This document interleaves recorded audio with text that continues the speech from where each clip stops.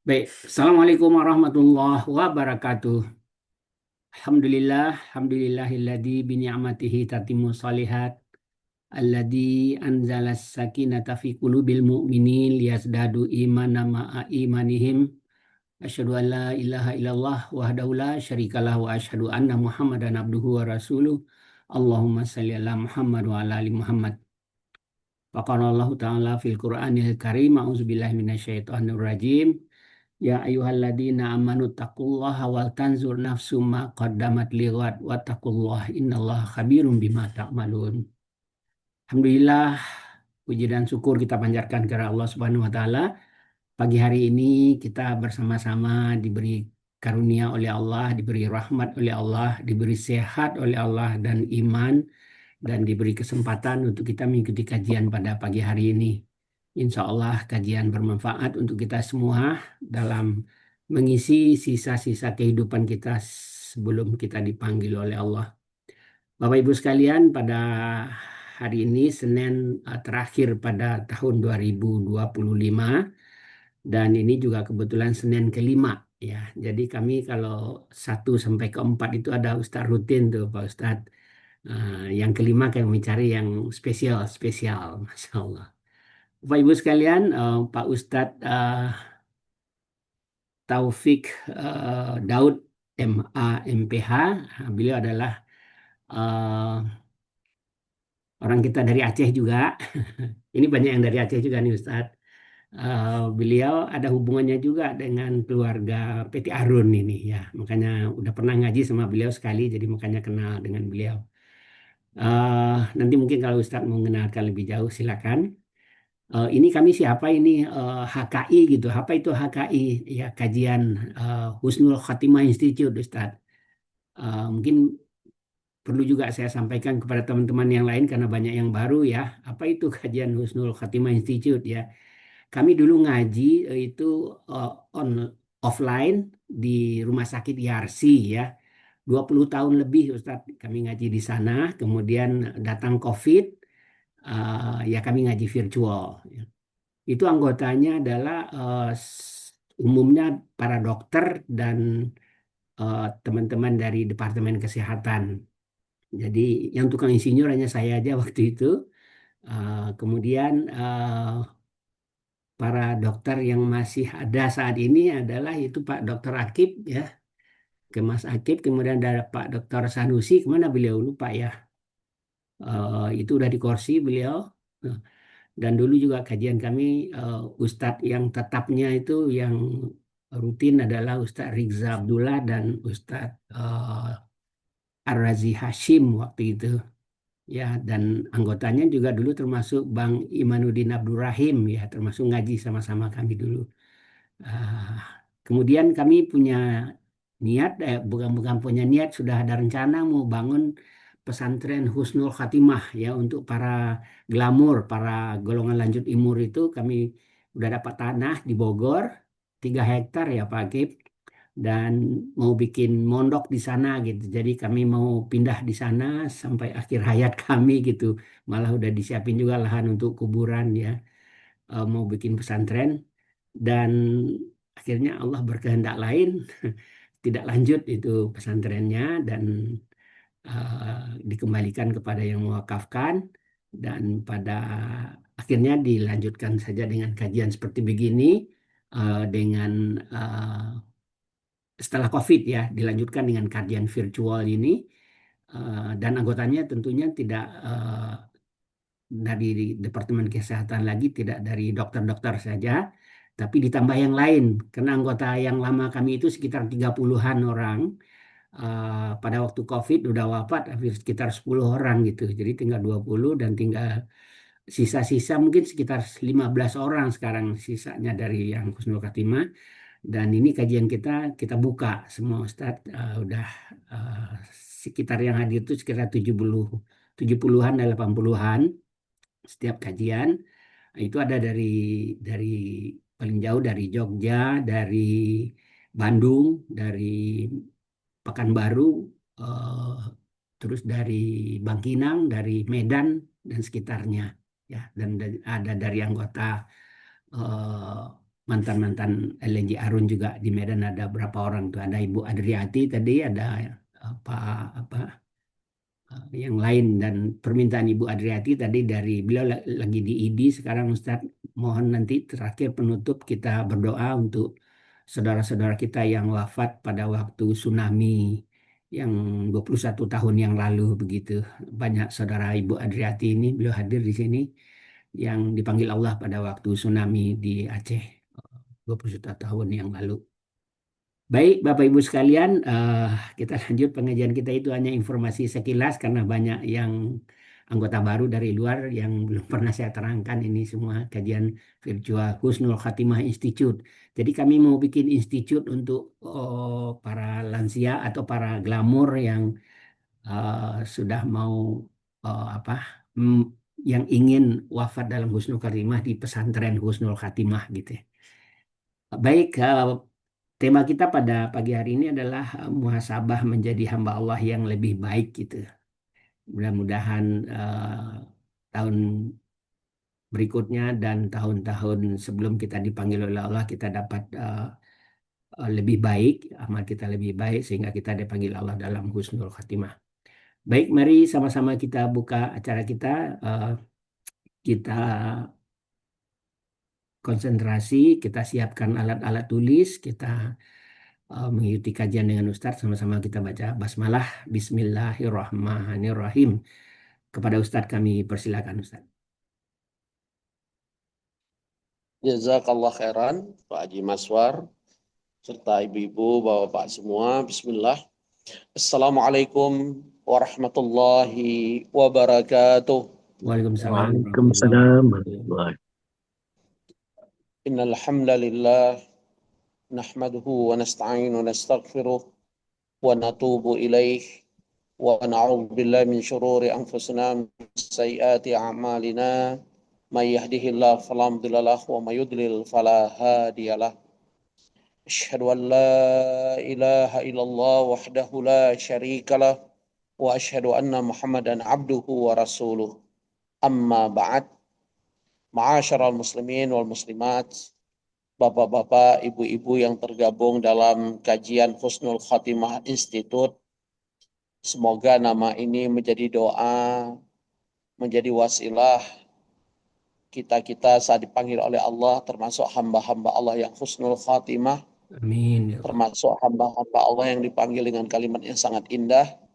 Ya ayyatuhan nafsul mutmainnah, irji'i ila rabbiki radiyatan mardiyah, fadkhuli fi ibadi wadkhuli jannati. Semoga kita adalah hamba-hamba Allah. Saat Allah wafatkan, Allah memanggil kita, wahai jiwa-jiwa yang tenang. Sang pemilik jiwa tenang bukan karena memiliki harta, bukan karena memiliki kedudukan, status sosial, bukan karena memiliki sebuah popularitas atau apapun namanya, tapi sang pemilik jiwa tenang Allah jelaskan di antaranya dalam surat Ar-Ra'du di ayat 28. Ala bidzikrillahi tatmainnul qulub. Hanya mereka-mereka yang selalu ingat Allah, hanya mereka-mereka yang selalu mudawamah, istiqamah, konsisten membangun ketaatan di hadapan Allah, merekalah pemilik jiwa yang tenang. Merekalah yang akan dipanggil Allah saat akhir hayat dengan lafaz tadi yang diabadikan Allah dan surah Al-Fajr yang kita mayoritas pasti sudah hafal. Semoga Bapak Ibu, Husnul Khotimah Institute menjadi sebuah doa dan wasilah saat kita diwafatkan Allah. Allah wafatkan kita dalam keadaan Husnul Khotimah. Amin. Amin Ya ya Allah. Rabbal Alamin. Dan saya sudah terangkan saat pertemuan kita dengan ex-karyawan Arun, ada 5M menggapai husnul khatimah. Masih ingat ya Pak Maswar ya? Ingat, Ada ingat. yang disebut dengan muqarabah, ada yang disebut dengan muraqabah. Muqarabah itu kita selalu berusaha mendekatkan diri pada Allah dengan amal-amal soleh. Muraqabah kita selalu merasa diawasi oleh Allah, sehingga kita tidak mudah melakukan kemaksiatan, hal-hal yang mendatangkan murka Allah. Berikutnya disebut dengan mudawamah, pentingnya konsisten dalam beramal. Baru yang keempat disebut dengan mujalasah, hati-hati dalam bergaul. Semoga Bapak Ibu yang tergabung dalam Husnul Khotimah Institut Kajian ini adalah orang-orang yang selalu mengajak saudaranya untuk mengingat Allah, mengajak saudaranya untuk bisa masuk surga bareng, family gathering in Adan Paradise. Dan kalau bisa dilihat di YouTube, ada kajian saya tentang tema itu. Bagaimana kita bisa masuk surga bareng dengan keluarga kita, anak turunan kita, bahkan dengan saudara-saudara yang tergabung dalam Husnul Khotimah Institute ini. Ya, di antaranya Bapak Ibu bisa melihat nanti syarat family gathering itu adalah surah Ar-Ra'du. Surat 13 di ayat 22 sampai dengan ayat 24. Ada 4 syarat. Bisa juga dilihat dalam surah At-Tur dari ayat 21 sampai dengan ayat 27. Itulah mereka yang memenuhi syarat yang telah ditetapkan oleh Allah dalam 2 surat tadi. Dalam ayat-ayat dalam 2 surat tersebut. Kalau kita bisa memenuhinya, maka kita bisa kumpul bareng, masuk surga bareng dengan izin Allah Subhanahu wa taala. Dengan rahmat dari Allah Subhanahu wa taala. Karena kita diingatkan oleh Rasulullah SAW, kita masuk surganya Allah bukan semata karena amal yang kita kerjakan, tapi kita masuk surganya Allah karena rahmat dari Allah. Maka syaratnya adalah penuhi ketentuan yang telah Allah tetapkan. Dalam surah Ar-Ra'du tadi di ayat 22 sampai dengan ayat 24 dan surat At-Tur tadi dari ayat 21 sampai dengan ayat 27. Berikutnya ada pepatah lama, tak kenal maka tak sayang. Karena saya pertama sekali diundang ini oleh keluarga besar Husnul Khotimah Institute, saya Al-Fakir Muhammad Taufik Daud sudah sampaikan tadi oleh Pak Haji Maswar. Saya ada hubungan dengan keluarga besar Arun karena kakak dan abang saya ex PT Arun. Saya juga pengajar tetap di PT Arun di Wisma Nusantara dulu, atau Arun masih eksis. Bahkan saya pernah diundang khotib Idul Adha ke PT Arun di Aceh. Ya, artinya berapa hari saya diundang. Saat itu GM-nya Pak Fuad, Presiden Rektornya Pak Fauzi. Hakikatnya demikian. Ya, Alhamdulillah, artinya banyak hal saya sering interaksi dengan keluarga besar PT Arun. Yang kedua, dalam rangka tahadus bin ni'mah, ini semua karunia Allah dan ujian dari Allah. Saya juga sekarang selain di Komisi Fatwa Majelis Ulama Indonesia Kota Bogor, sekarang saya menjadi pengurus pusat MUI di bidang lembaga penggerak ekonomi umat. Tadi saya dengar Husnul Khotimah itu berawal dari pengajian di YRC. Saya juga tidak asing dengan dunia para dunia kedokteran ini, para penggiat dunia kesehatan, ya. Alhamdulillah saya masih ngajar di Ikatan Dokter Indonesia Jawa Tengah, bahkan insya Allah akhir Januari tanggal 25 insya Allah kami bareng-bareng ke Thailand, ke salah satu pulau yang dikenal dengan Maldivnya Asia Tenggara, Pulau Maldives Asia Tenggara, yang agak uniknya penduduk pulau tersebut adalah turunan Jawa dan semuanya Muslim. Nah, bahkan kami akan napak tilas nanti ke Patani dan Yala. Kita tahu itu adalah markasnya umat Islam di negara Thailand yang hakikatnya bukan Muslim, ya, tapi disitulah saudara-saudara kita banyak berada di 2 distrik tersebut atau 2 provinsi tersebut, Patani dan Yala. Kemudian dengan izin Allah, saya juga di pengurus pusat PP Muhammadiyah di bidang lembaga pengembangan cabang ranting dan pembinaan masjid. Adapun di Lazismu, saya ketua DPS Dewan Pengawas Syariah. Alhamdulillah diamanahkan Allah ngajari beberapa kementerian, BUMN termasuk Perbankan Nasional, BI, BSI Tower dan sebagainya. Ini salam kenal saya dan mereka tahadus bin nikmah dan mohon doanya Bapak Ibu semoga saya bisa amanah, tetap istiqomah, tetap mampu memegang amanah ini, apalagi amanah baru adalah tentang ekonomi dan tupoksi saya adalah keuangan dan pembiayaan. Harapan kami MUI Pusat, semoga umat mampu terangkat derajat. Umat mampu menjadi masuk dalam level oligarkinya Indonesia, yang selama ini bukan milik kita. Padahal kita adalah mayoritas penduduknya adalah umat Islam, justru umat Islam terlempar dari 10 besar. Hanya Pak Khairul Tanjung itu pun semakin tergerus. Yang tadinya Big Five, sekarang Big Ten, bahkan Big Ten-nya pun bisa keluar dari Big Ten nanti suatu saat. Maka harapan kita adalah umat Islam ada menjadi sosok sentral di Republik ini dalam rangka mensejahterakan bangsa. Bapak Ibu, rahimani wa rahimakumullah. Tadi host kita Pak Haji Maswar sudah mengalami surah Al-Hasyr. Di ayat 18, Allah mengingatkan kita, ya ayyuhalladzina amanu, hai orang-orang yang beriman, ittaqullah, bertakwalah kepada Allah. Wal tandur nafsum ma qaddamat lighad. Hendaklah setiap jiwa memperhatikan akan hari esok. Hari esok yang dimaksud bukan hari Selasa. Karena hari Selasa itu belum tentu milik kita. Jangankan hari Selasa. Untuk bisa menyaksikan terbenamnya matahari nanti sore, belum tentu ada jaminan di antara kita. Karena kullu nafsin dha'iqatul maut, setiap manusia pasti akan mati. Aina matakunu yudrikumul maut walau kuntum fi burujim musyayyadah. Dimanapun kita berada saat ajal itu tiba, tidak akan bisa kita lari dari yang namanya kematian.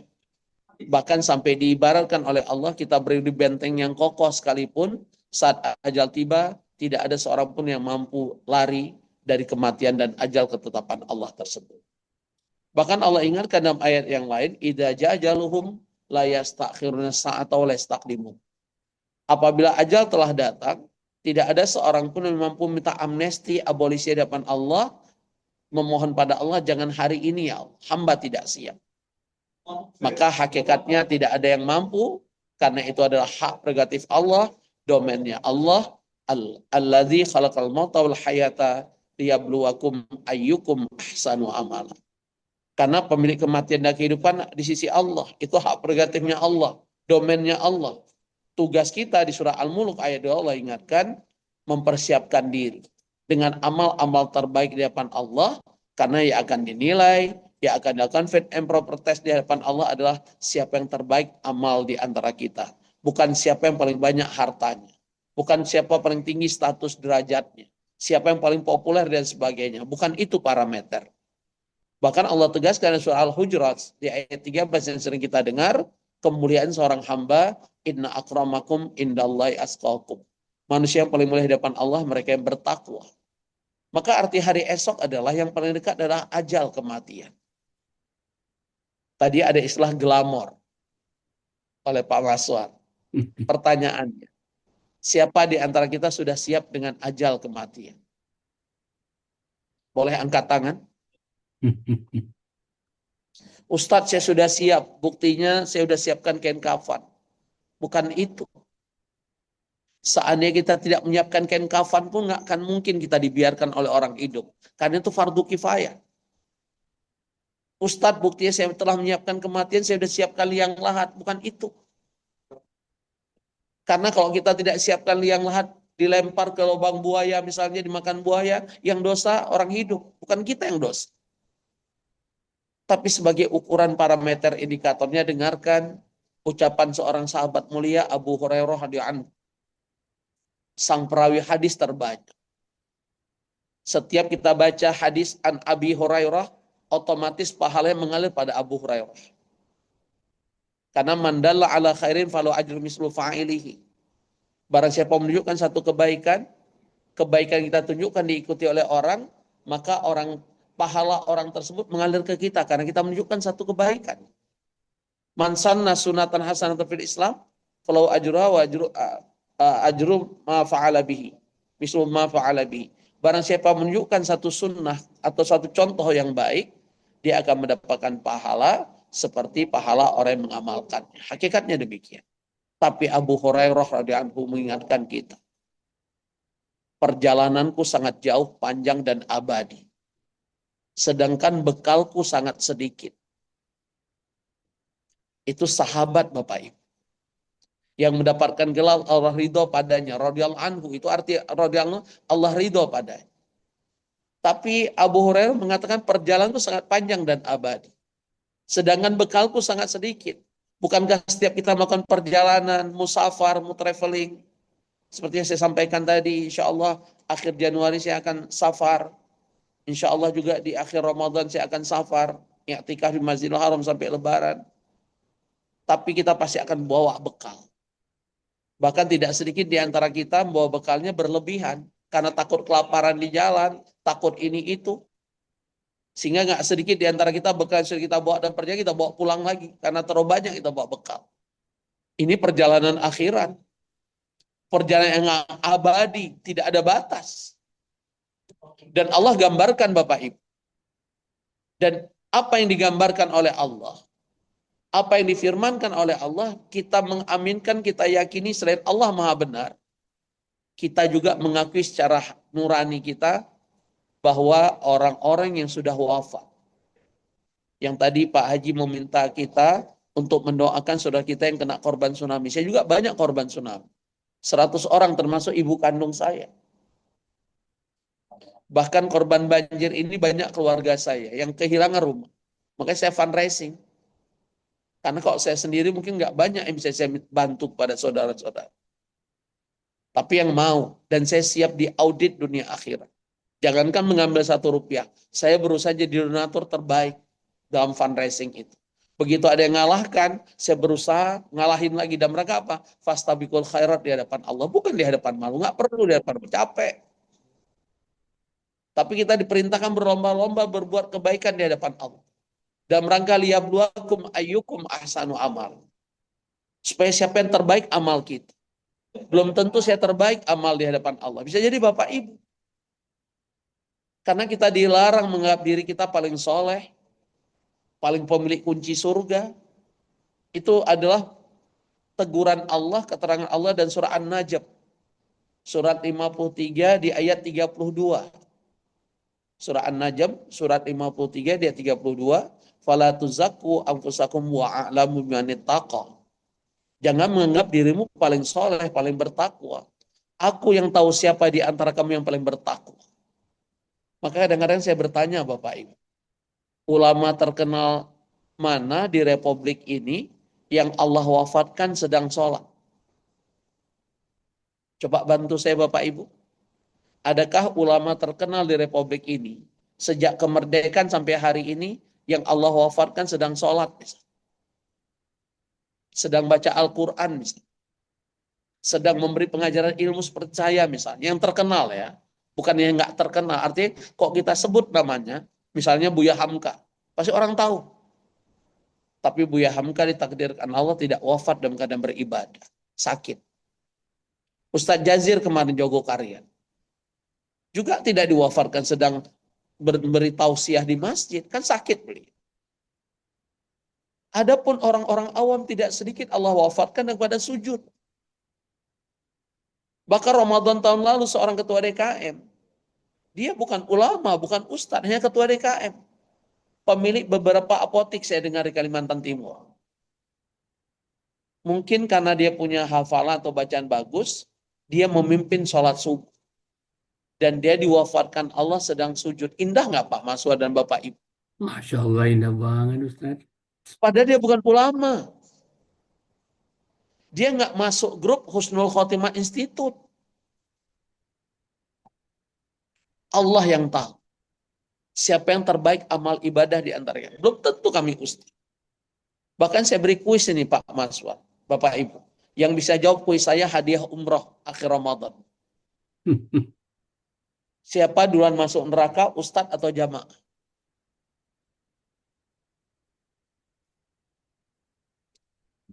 Siapa duluan masuk neraka Bapak Ibu? Ustadz, kami yang ngajar atau jamaah? Ustaz. Ustadz. Surat apa berapa Pak? Apa nih? Pak Dewa ya, Pak Dewa Putu Alam.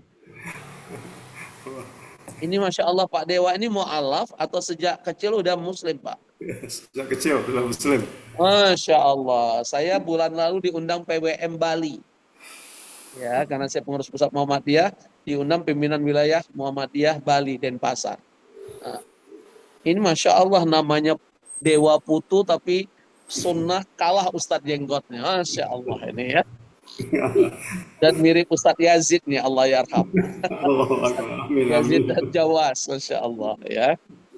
Surat apa berapa Pak Putu? Serius saya. Ya kalau surat sih memang saya nggak tahu, tapi dalam hadisnya itu memang yang paling dulu masuk neraka itu ya para ulama, kemudian yang ngaji Al-Quran, kemudian yang ketiga itu para yang apa namanya membanggakan diri dalam beribadah apa gitu. Ada tiga Iya. tiga Enggak, golongan kalau tiga golongan yang Pak Bapak maksud dalam hadis itu ada pertama ulama. ulama ya betul. Dalam kategori ulama itu hafiz, imam, tokoh Ya. masyarakat, itu satu. Yang kedua dermawan. Ah ya betul, membanggakan diri. Ya. Dermawan. Yang ketiga siapa? Orang yang berjihad jalan Allah. Itu kalau hadis. Oh ya Tapi betul. saya kan tanya ayatnya, Ya ya. suratnya. Berarti nggak Ya. dapat hadiah umroh ya. Jadi Gitu ya. Jadi saya nggak bohong kan. Tadi saya tanya surat apa ya apa kan. Oke. Buka Maaf. surat Al-Baqarah. Surat kedua ayat 166 sampai dengan ayat 167. Ini Bapak Ibu yang baru kenal saya, insya Allah kajian kita Quran hadis, Quran hadis.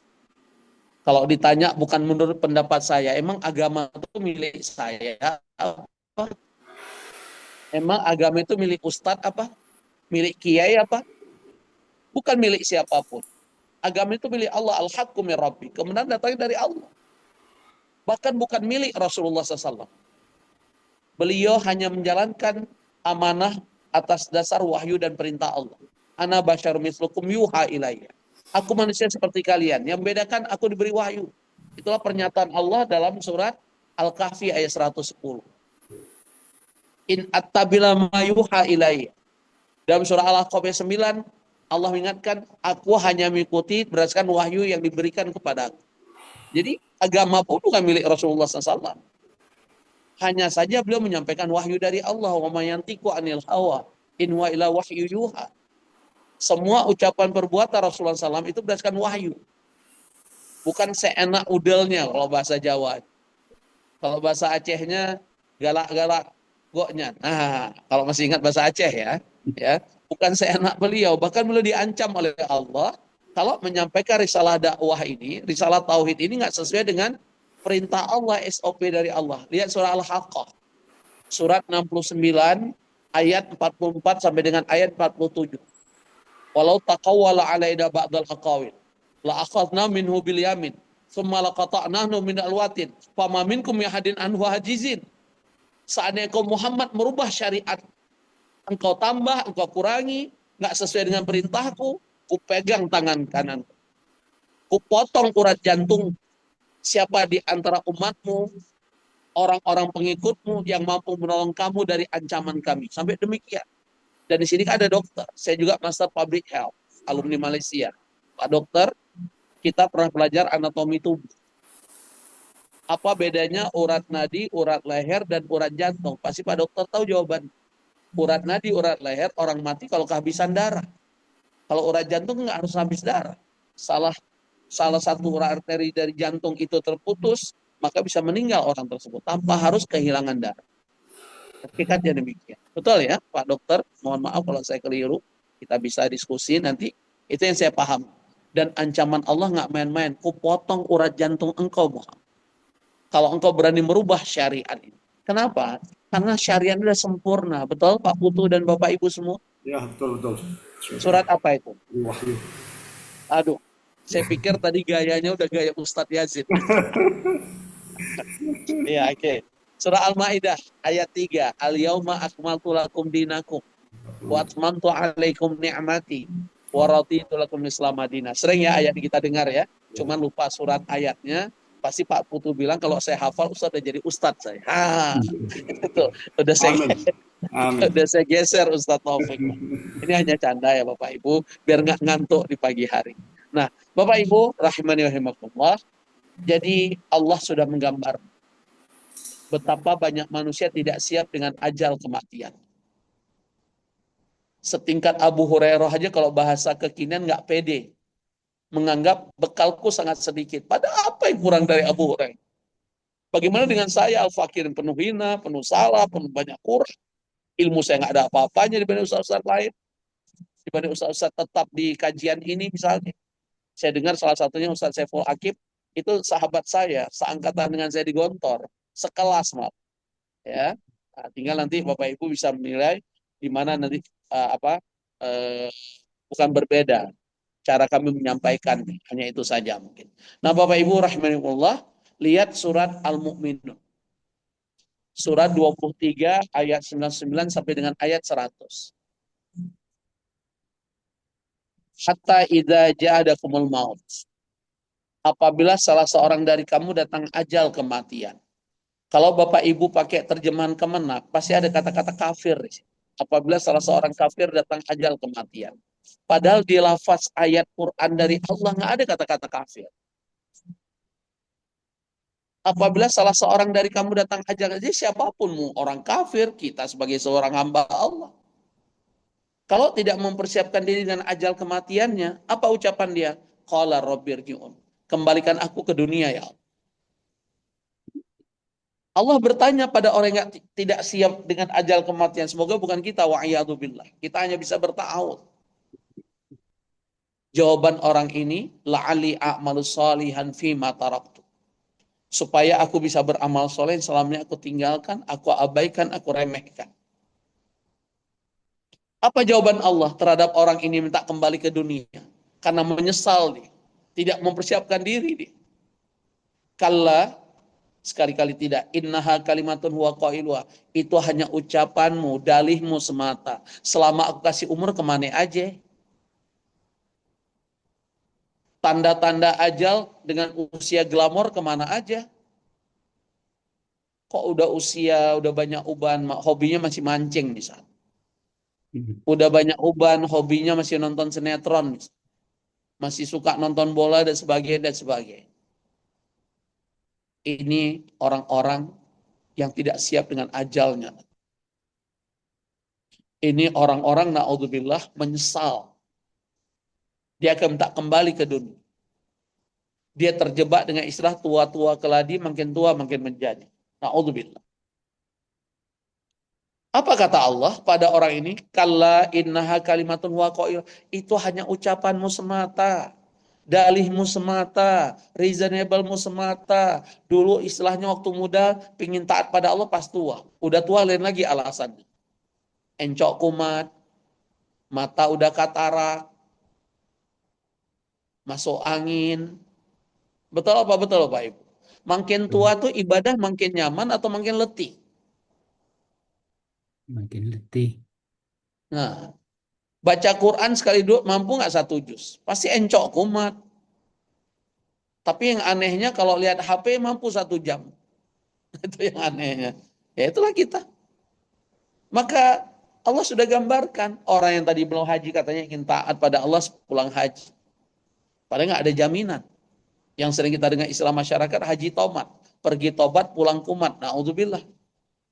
Kan ada istilah tuh haji tomat. Pergi tobat pulang kumat. Na'udzubillah. Maka wa mi warim barzakhun ila yaumi ba'atsun. Apalagi orang yang sudah mati, Allah sudah ingatkan, nggak mungkin mereka kembali ke dunia. Kenapa? Karena mereka sudah dikelilingi oleh alam barzah liang lahat.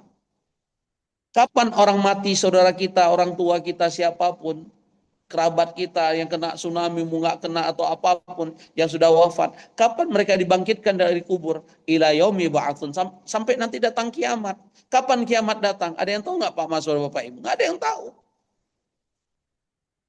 Malaikat Israfil aja yang tugasnya menipu sangkakala, nggak tahu kapan kiamat datang. 14 abad yang lalu dah Syekh Ahmad, dan itu ada dalam tafsir Ibnu Katsir disampaikan tentang ayat ini, tentang hadis ini. Itu malaikat Israfil menegadah ke arasnya Allah, menunggu perintah Allah, sangkakala sudah di depan bibirnya. Itu 14 abad yang lalu. Kira-kira sekarang dari mana tuh trompetnya Pak Maswar dan Bapak Ibu? Menunggu perintah Allah untuk meniupkan sangkakala. Yang kedua, khususnya usia glamor. Apa tadi glamor tadi lupa saya. Golongan lanjut umur, Ustaz. Golongan lanjut umur. Karena istilah saya bukan glamor, lollipop. Oh, lollipop. Lolos usia 50 tahun sudah populer di hadapan malaikat maut. Insya Allah. Itu saya temukan istilah itu dari istilah Ibnu Abbas radhiyallahu anhu saat menafsirkan surat Fatir. surat 35 ayat 37. Ini ayat walaupun tidak ditulis usia 60 tahun ke atas, Ibnu Abbas yang menyatakan tentang usia 60 tahun ke atas. Menafsirkan ayat ini untuk usia glamor dan lollipop. Kalau saya masih 56 tahun. Bahkan setahu saya lebih tua saya sedikit dengan Ustadz Saiful Akib. Lolos Tinggal usia mana awet 60 tua lolos usia 60 tahun kemudian Ustaz. dan populer di hadapan malaikat maut. Makanya ada pop. Tanda-tandanya apa? Uban di mana-mana. Kayak Pak Haji Maswar. Sudah meninggalkan lembah hitam ke lembah putih. Itu contohnya. Keriput di mana-mana. Itu namanya glamor bin lollipop. Kan ada Lolita. Lolita itu lolos 50 tahun. Kayak saya, 56 Lolita. Ada namanya jelita Pak Maswar. Jelita itu jelang 50 tahun. Jelang. Saya lihat pesertanya nggak ada yang jelita. Rata-rata Lolita dan lollipop. Ya, betul, Ustaz. Lolita lolos 50 tahun, kok jelita jelang 50 tahun. Nah, tolong dilihat, dilaminating, diingat-ingat, ditanamkan keyakinan. Surat Fatir, surat 35 ayat 37. Wahum yastarikhuna fiha. Kalau terjemahan Kemenak, saat penduduk neraka berteriak di dalam. Tidak salah. Tapi mari kita dekatkan pemahaman ayat ini karena penduduk neraka belum ada. Belum ada ya penduduk neraka ya Pak Maswar? Belum kan? Penduduk surga juga belum ada, betul? Yang sudah ada penduduk kubur, betul? Ya, alam barzah. Nerakanya sudah ada. Surganya sudah ada. Kita tahu dari mana keterangan Rasulullah SAW saat Mi'raj. Dia diperlihatkan neraka oleh Allah, diperlihatkan surga. Tapi belum ada penduduk surga dan neraka. Yang sudah ada penduduk kubur. Dan kita yakini ada azab kubur. Maka mari kita pahami ayat ini terhadap penduduk kubur. Yang kita juga akan menuju ke sana. Tinggal menunggu waktu. Tinggal menunggu kapan Allah memanggil kita. Kapan malaikat maut mencabut nyawa kita. Apa ucapan Allah? Apa keterangan Allah di ayat ini? Wahum yastarikhuna fiha. Saat penduduk kubur berteriak di dalamnya. Apa teriakan mereka? Rabbana akhrijna na'mal salihan ghairal kunna na'mal. Ya Tuhan kami, keluarkan kami dari alam kubur. Untuk apa? Kata Allah. Kami menyesal. Kalau engkau beri kami kesempatan keluar dari alam kubur, kami akan beramal soleh yang selama ini kami remehkan, kami tinggalkan, kami abaikan. Coba jujur, selama ini kita sering mengamalkan sunnah atau sering kita tinggalkan amalan-amalan sunnah? Contoh, miara jenggot itu sunnah, wajib atau mubah, atau nggak ada syariat? Karena Pak Mazwar depan saya, kira-kira jenggot itu sunnah bukan? Sunnah, Ustaz. Pak Maswar, Sunnah, miara jenggot itu sunnah atau bukan? sunnah, Sunnah ya, Ya. sunnah. Sekarang banyak yang ikut Husnul Khotimah Institute, bapak-bapaknya banyak miara jenggot atau tidak? Yang tidak pasti jawabannya kan cuma sunnah. Masih banyak sunnah yang lain kok, kan gitu. Apa semua kita melaksanakan puasa Senin Kamis seperti hari ini? Jangankan Bapak Ibu, apa semua kami ulama mengertikan Senin Kamis? Bahkan mereka sering-sering mengatakan orang yang tidak puasa kan cuma sunnah, Ustaz. Masih banyak sunnah yang lain. Padahal disebutkan oleh Rasulullah SAW dalam hadis yang panjang tentang 3 orang mengamalkan amalannya hebat-hebat, satu nggak mau nikah, satu berpuasa wisal, nggak mau buka-buka, yang satu lagi tidak mau tidur malam, ingin tahajud dari Isya sampai subuh, nggak mau tidur dia. Sedangkan Rasulullah SAW mengatakan, aku menikah, aku berbuka, aku tidur istirahat sebelum aku sholat malam, bahkan sholat malam aku wajibkan terhadap diriku. Kan keluar kata-kata beliau terakhir, man raghiba an sunnati falaysa minni. Yang membenci sunnahku bukan umatku, bukan golongan. Bahkan dalam lafaz yang lain, man ahya sunnati faqad habban, dalam riwayat Ahmad dan Tirmidzi, derajatnya Hasan Sahih, barang siapa yang menghidupkan sunnahku, mengamalkan sunnahku, dia mencintai aku. Wa man habbani wa kana ma'i fil jannah. Siapa syarat yang berhak masuk surga bareng bersama Rasulullah SAW? Yang menghidupkan sunnah, yang mengamalkan sunnah.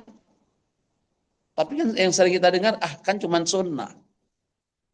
Padahal Allah dalam surat Al-Furqan, surat 25, di ayat 27 sampai dengan ayat 30. Jangan remehkan amalan sunnah. Nanti menyesal di hadapan Allah. Wa yawma ya'addu dhalimu ala yadayhi yaqulu ya laitani takhadtu ma'ar rasul sabila. Ya wailata laitani lam attakhidh fulanan khalila. Laqad adallani 'an dzikri ba'da idh ja'ani wa kana syaitanu lil insani khadula. Wa qala rasul ya rab inna qaumi takhadhu hadzal qur'ana mahjura.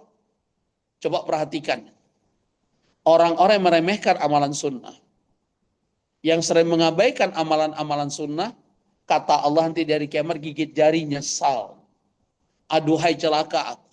Kenapa aku tidak ikut jejak bersama Rasul? Aduhai celaka aku. Di situ kan terjemahannya wahai. Padahal bukan wahai, aduhai. Karena wahai kan kalimat an-nida mengajak. Harusnya aduhai. Kan beda wahai dengan aduhai. Betul, Bapak Ibu?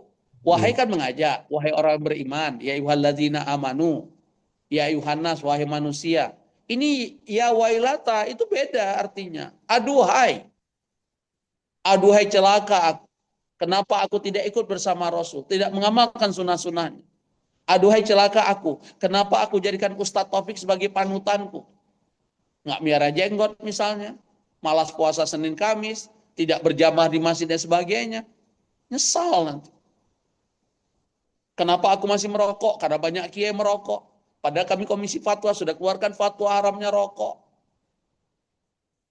Di Majelis Tarjim Umat dia juga mengeluarkan fatwa yang sama. Walaupun kelompok tetangga bilang wajibnya merokok. Karena membantu devisa negara. La haula wa la quwata illa billah.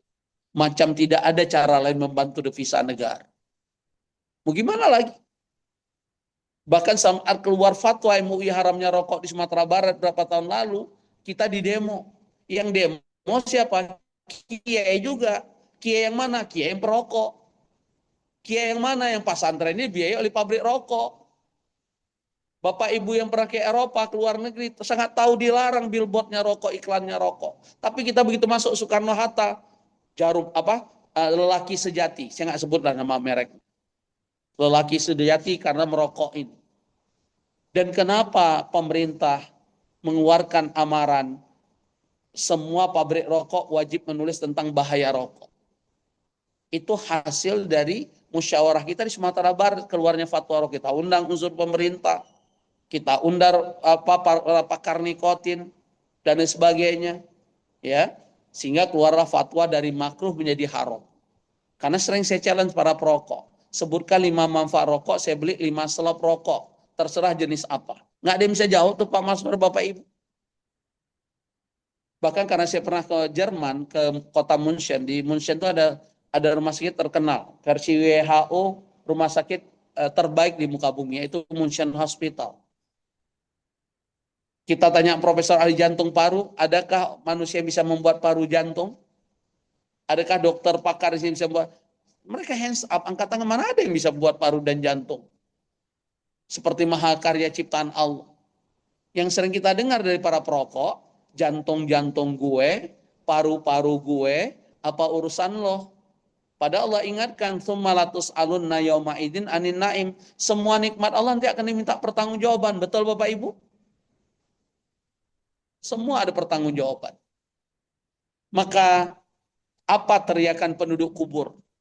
Rabbana akhrijna na'mal shalihan ghairal ladzi kunna na'mal. Keluarkan kami di dalam kubur, kami menyesal akan beramal saleh selama sering kami tinggalkan, kami abaikan. Apa jawaban Allah? Kembali surat Fatir ya, surat 35 ayat 37 tadi. Awalam nu'ammirkum, bukankah aku sudah panjangkan umurmu? Apa kata Ibnu Abbas? Ini berkaitan mereka usia glamor bin lollipop tadi. Usia berapa? 60 tahun ke atas. Karena kalau usia 60 tidak mengenal Allah, tidak bisa dekat dengan Allah, tidak mempersiapkan sebaik-baiknya di hadapan Allah, orang ini bahasa anak gaul Gen Z, game over sudah. Nggak mungkin bisa dekat dengan Allah. Nggak mungkin bisa menggapai husnul khotimah kok 60 masih nggak kenal siapa diri. Mau kemana arah hidup? Dan satu-satunya ayat yang Allah sebutkan tentang umur itu surat Al-Ahqaf. Surat 46 ayat 15. Ceto welo-welo kata wong Jawa, kata orang Jawa, terang benderang Allah sebut umur di sini. Hatta idza balagha asyuddahu wa balagha arba'ina sana. Saat seseorang mencapai usia dewasa dan usianya mencapai usia 40 tahun. Ada kata-kata 40 tahun. Surat Al-Ahqaf itu surat 46 ayat 15. Jadi Bapak Ibu kalau buka Quran nggak usah lihat lagi daftar isi. Insya Allah saya tuntun lebih mudah. Buka surat 46 ayat 15. Untuk usia 40 tahun siapapun, dan saya lihat semua kita sudah usia 40 tahun ke atas, itu ada 5 kewajiban harus kita siapkan. Kalau kita juga ingin mendapatkan rahmat ridho Allah. Rabbi auzi'ni an ashkura ni'mataka allati an'amta alayya wa ala walidayya. Hidup ini makin lama banyak bersyukur bukan banyak mengeluh. Pak Maswar, biasanya kalau makin tua orang banyak bersyukur atau banyak mengeluh? Encok kumat, gaji pensiun cuman berapa, itu ngeluh atau syukur? Ngeluh itu Ustaz. Dan Allah menyatakan manusia ini banyak bersyukur di hadapan Allah atau banyak mengeluh?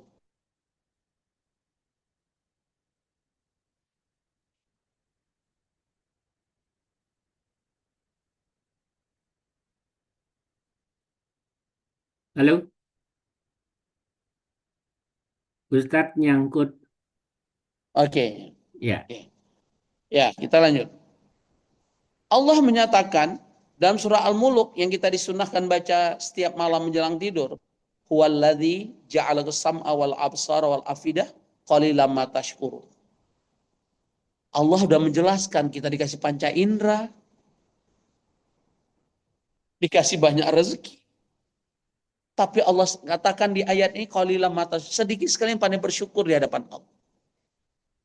Ternyata ada korelasinya dengan surat Al-A'raf di ayat 17. Kenapa banyak kita banyak mengeluh dibanding banyak bersyukur? Pada Allah bersumpah la in syakartum la azidannakum. Ternyata korelasinya apa? Iblis sudah bersumpah di hadapan Allah. Wala tajidu aktsarum syakirin. Kamu akan mendapati mereka sedikit pandai bersyukur. Berarti yang suka mengeluh berarti antek-anteknya iblis tanpa dia sadari. Tapi kalau dibilang kamu iblis pasti marah. Padahal itu sumpah iblis, MOU iblis dengan Allah. Bahkan juga ada MOU iblis dengan Allah surat Shad. Surat 38 di ayat 78 sampai dengan ayat 83. Iblis bersumpah menggoda kita, siapapunnya. Iblis minta pada Allah jangan matikan dia, jangan binasakan dia sampai hari kiamat. Maka iblis dan anak turunannya nggak binasa, baru kiamat nanti binasa. Kita kan mati, silih berganti gitu.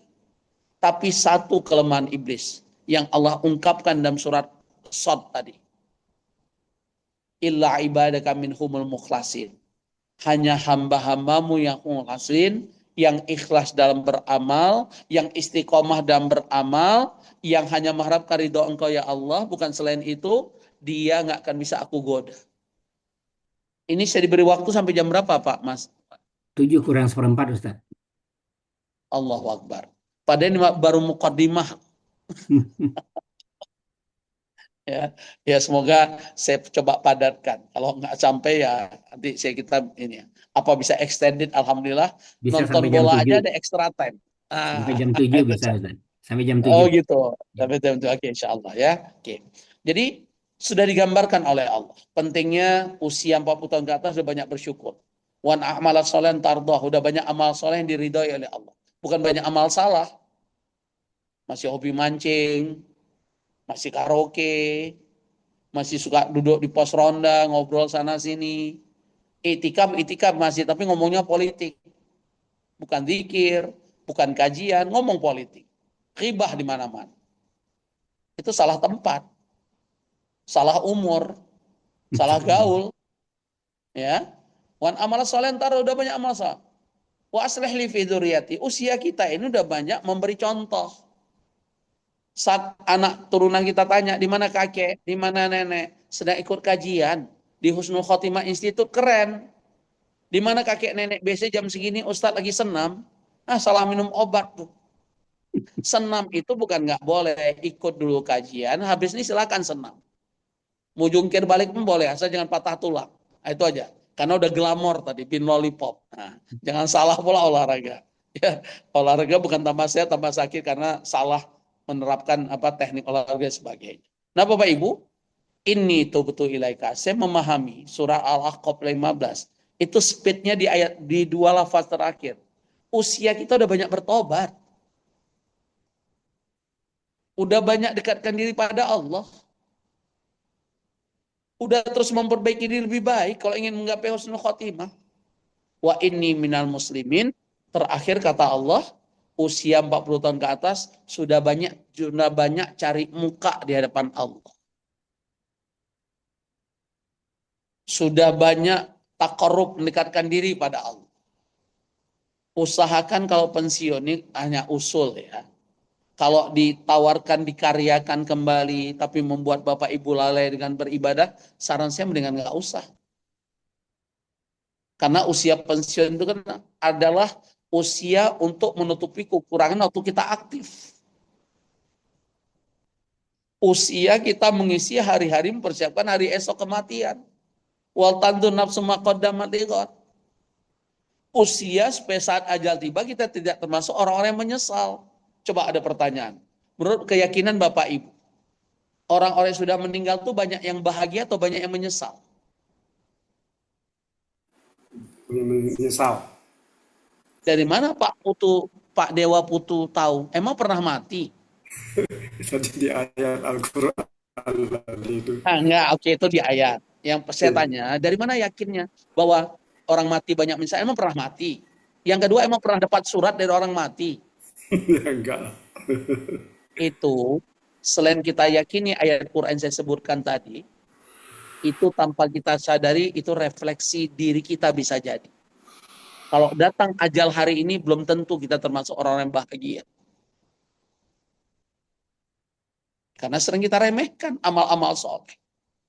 Yang paling sering terjebak itu dengan kan cuma sunnah. Karena dipahami sunnah dalam bahasa fikih, dikerjakan dapat pahala, ditinggalkan tidak berdosa. Betul nggak Pak Putu? Kan Ya, orang terjebak karena Ya, itu. Coba dipahami ayat dan hadis sahih. Arti sunnah dikerjakan dapat pahala, mendapatkan rahmat ridho Allah, jaminannya surga bersama Rasulullah SAW, kalau ditinggalkan gigit jari nyesal. Kan tadi ayatnya kita sebutkan tadi. Hadis-hadisnya kita sebutkan tadi. Yang tidak mengamalkan sunnahku bukan umatku. Bahkan ada hadis yang fenomenal. Tentang siapa yang bisa mendekati diri dengan telaga Al-Kautsar. Di mana nanti Rasulullah SAW menunggu kita umat. Tapi ada sekelompok umatnya yang dilarang Allah. Untuk meneguk air seteguk dari telaga Al-Kautsar. Padahal kalau kita meneguk satu air tegukan, kata Rasulullah SAW, itu nggak pernah haus selamanya. Dan Rasul bertanya, ya Allah, dia umatku. Kenapa engkau larang dia mendekati Al-Kautsar, meneguk air yang sangat nikmat ini? Apa jawaban Allah? Hei Muhammad, engkau tidak tahu apa yang mereka kerjakan sepeninggalanmu. Mereka meninggalkan sunnah-sunnahmu. Pernah dengar hadis ini? pernah dengar. Bayangkan. Wa'iyatubillah. Jadi pentingnya tadi kita kembali. Ini tubtu ilaika wa idim nasulin. Usia kita udah boleh banyak bertobat, sudah banyak carmuk. Cari muka dengan Allah. Nggak perlu cari muka dengan makhluk. Capek. Apalagi udah tua-tua gini. Dipakai bedak apapun ya tetapnya tuir. Betul nggak? Nah, hakikatnya demikian. La haula wa la quwata illa billah. Allah musta'an. Semoga Allah lindungi kita. Allah jaga kita. Allah mahfaznya. Ya. Nah, Bapak Ibu rahimakumullah, ini sedikit mukadimah baru kita masuk sesuai tema. Ali bin Abi Thalib radhiyallahu anhu mengingatkan kita, "Mangkana yaumu khairam min amsi fawarad." Barang siapa yang hari ini lebih baik pada hari-hari yang kita lewati, dialah seseorang yang beruntung. Bukankah kita kalau ingin usaha jadi sosok beruntung? Bukankah dari dalam karir kita ingin menjadi sosok orang yang beruntung, mencapai level derajat tertentu dalam karir kita, dalam pekerjaan kita? Kenapa berkaitan akhirat kita tidak menjadi champion atau winner? Tidak ingin menjadi yang terbaik. Maka kata-kata beliau berikutnya, makanya yang misal amsi fawa khusran. Orang yang sama, tidak ada perubahan hari-harinya, dia adalah orang-orang yang rugi. Ada yang lebih parah. Wa man kana yawma syarran min amsi fawa mal'un. Yang lebih buruk daripada hari yang kita lewati, dialah orang-orang yang terlaknat, yang dimurkai oleh Allah. Maka kita diingat kalau Rasulullah SAW, khairun nas man tala umruhu wa hasuna amal. Hadis Sahih Bukhari.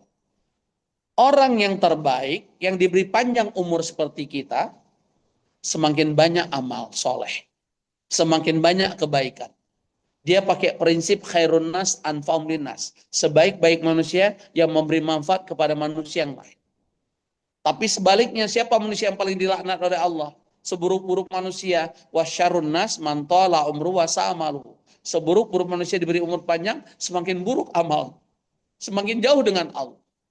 Semakin tua-tua kali makin tua makin menjadi wa'iyadzubillah wa'udzubillah. Dan kita, saya ingatkan diri saya khususnya dan kita semua, jangan bangga dengan amal kita hari ini. Karena yang sangat menentukan bukan hari ini, saat ajal tiba. Sebagaimana keterangan Rasulullah SAW, innamal amalu bil khawatim. Amal itu sangat menentukan akhir. Bahkan ada hadis mau kita merinding. Ada orang amalannya amalan penduduk surga. Seolah-olah antara dirinya dengan surga zira'an, sejengkal lagi. Tapi dia tidak sabar dengan ketaatan. Justru yang umurnya sejengkal dia mengamalkan amalan penduduk neraka. Sehingga Allah tetapkan dia menjadi penghuni neraka. Walaupun suatu saat dia masuk surga selama masih ada iman sebesar biji zarrah, biji sawi. Orang banyak bertanya pada saya, di mana keadilannya Allah? Orang tua banyak amal soleh, hanya gara di akhir dia gitu. Jawabannya, Allah Maha tahu siapa yang beramal dengan ikhlas dan mengharapkan ridho Allah. Karena ikhlas, kata Imam Ibnu Qayyim, melahirkan istiqomah.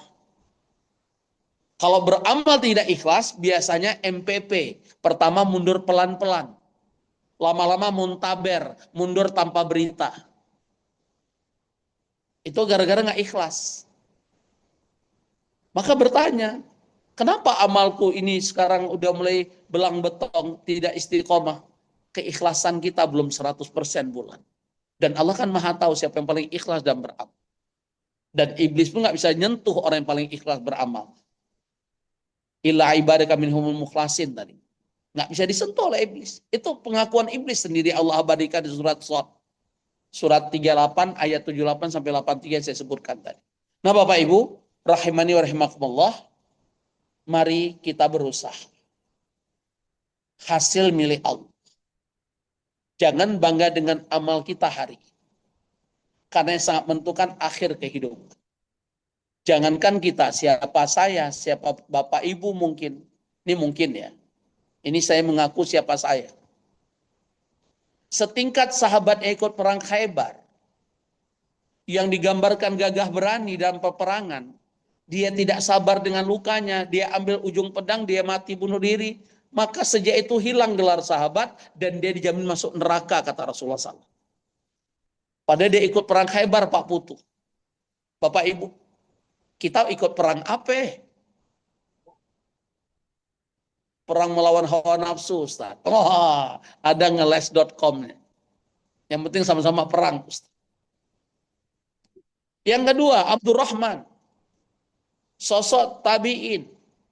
Penghafal Quran. Nama yang sangat indah, Abdurrahman. Pernah dengar cerita kisahnya? Di akhir hayat, dia murtad. Gara-gara melihat wanita kafir dalam pandangannya cantik jelita dan glowing, bahasa ibu-ibu. Sehingga dia ngirim surat, wahai Dinda, kecantikanmu telah menggoyang hati. Bagaimana caranya aku bisa mendapatkan dirimu? Apa jawaban si Dinda yang kafir ini? Mudah, Kanda. Masuk ke agamaku, ku beri semua yang kau inginkan. Begitu murtad, na'udzubillah. Belum menikmati malam penggantian datang ajal. Pernah dengar kisah ini?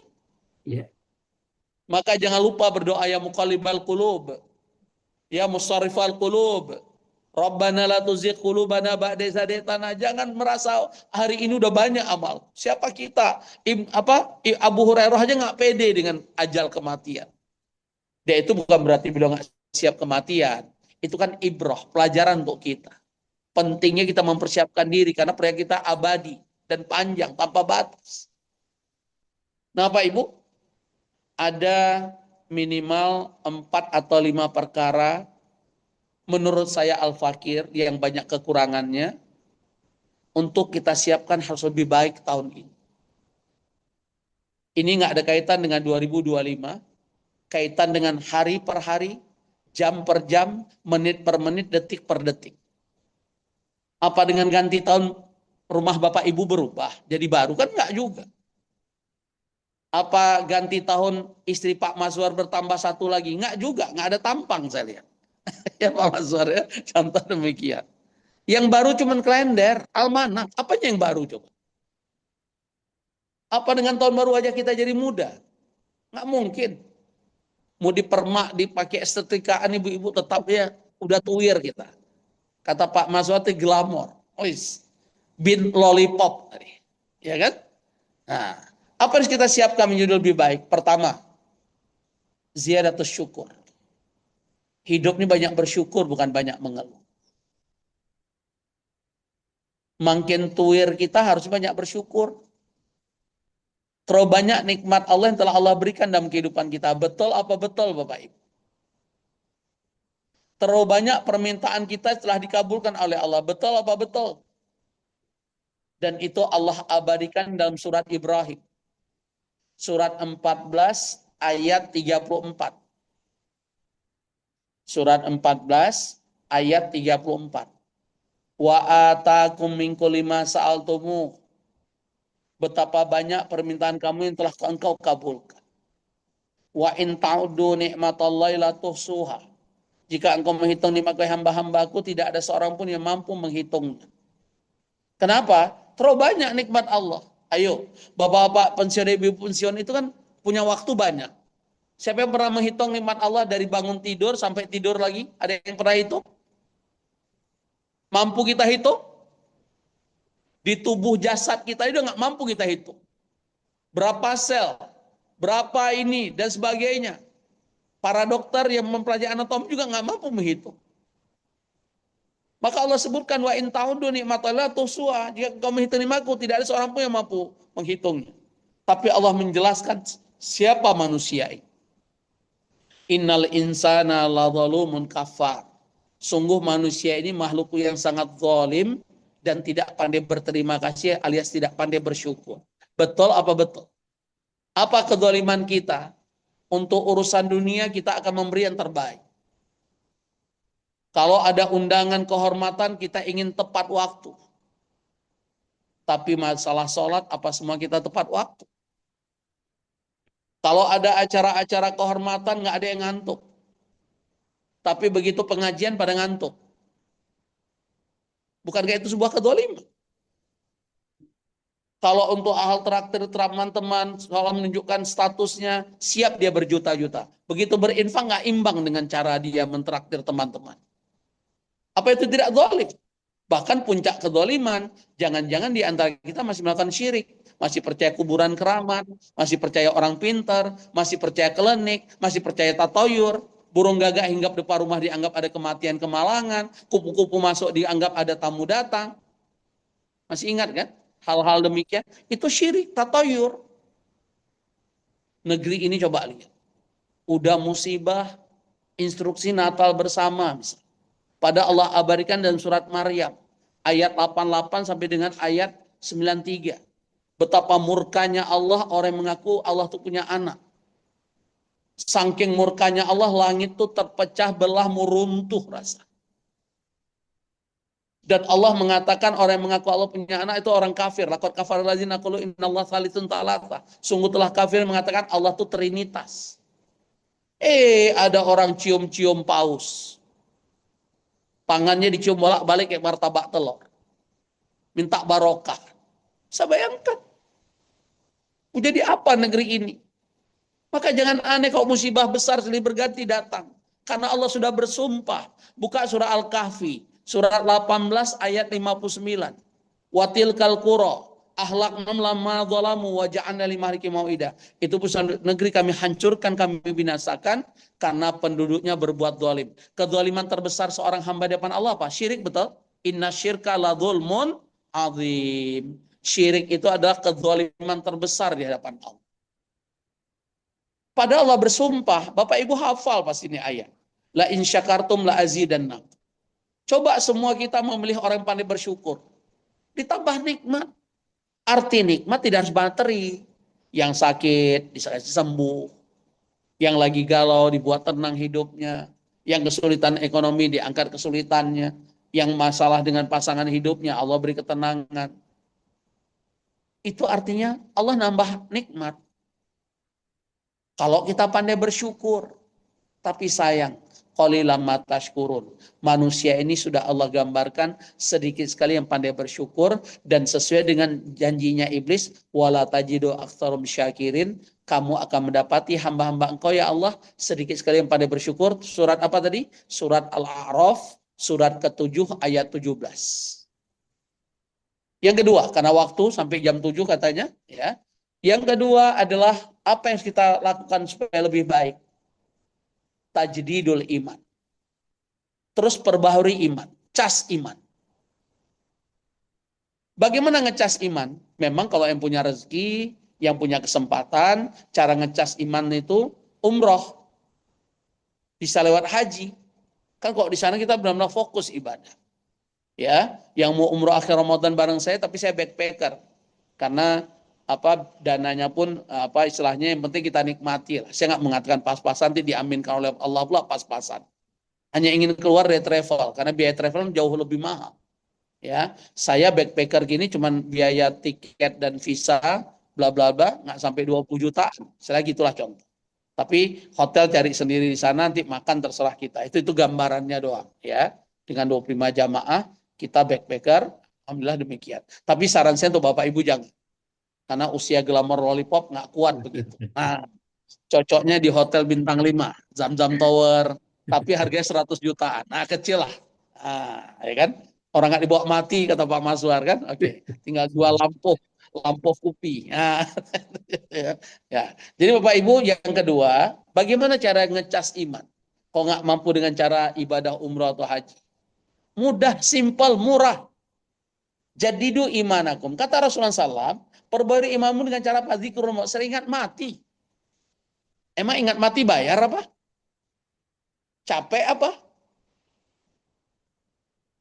Perlu rapat kerja apa? Kan nggak perlu. Sering ingat mati. Yang kedua, qiraatul Quran wa tadabburi. Sering baca Quran dan memahaminya. Saya berharap diri saya dan kita semua setiap bulan harus khatam Al-Quran. Itulah pernyataan Rasulullah SAW pada sahabat. Siapa namanya? Saya lupa nama sahabat. Karena sahabat itu curhat, ya Rasul, aku mampu khatam Quran setiap hari, sehari sekali. Saat mendengar jawaban sahabat ini, Rasulullah SAW nggak mengatakan kamu hebat, enggak. Syahrun, cukup sebulan, nggak usah sehari sekali, sebulan. Tapi ngotot dia. Pernah dengar ya riwayat ini? Ngotot dia. Aku mampu lebih cepat dari itu ya Rasulullah. Turun kan? 25, 17, 10, 7, sampai 3. 3 hari sekali. Begitu 3 hari masih ngotot dia. Ya Rasulullah, aku mampu lebih cepat dari itu. Rasul diam. Maka kata ulama, hadis ini menunjukkan yang terbaik di antara kita, kalau mampu khatam Quran 3 hari sekali. Ada yang mampu angkat tangan, terus angkat kaki. Ya, sebenarnya mampu kalau disiplin, khususnya mereka yang sudah bisa baca Quran 1 juz bisa 20 menitan. Coba istiqomah, habis sholat fardu baca 2 juz, berarti 5 kali sholat fardu kan 10 juz, betul ya? Berarti 3 hari khatam Pak Maswar, betul ya? Bapak-bapak ibu semua, cuman Ustadz encok kumat sekali duduk 2 juz, nah kan gitu masalahnya. Nah, padahal cuma 40 menit. Nonton bola 45 menit tambah extra time, 90 menit tambah extra time. Udah berapa tuh? Udah berapa juz harusnya? Itu contoh. Analoginya begitu. Nah, makanya Saya pribadi Ustadz mampu, saya cuma mampu insya Allah kalau i'tikaf akhir Ramadan, nggak ada kerja lain Pak Maswar Bapak Ibu. Kalau ngajar pun biasanya lewat Masjidil Haram i'tikaf lewat Zoom begini. Karena kajian kan boleh kan, menuntut ilmu, membagi ilmu kan wajib hukumnya kan, hakikatnya demikian. Ya, hanya itu. Sisanya hari-hari kita isi dengan baca Quran. Jangan kebanyakan lihat HP, nggak kelar khatam Quran.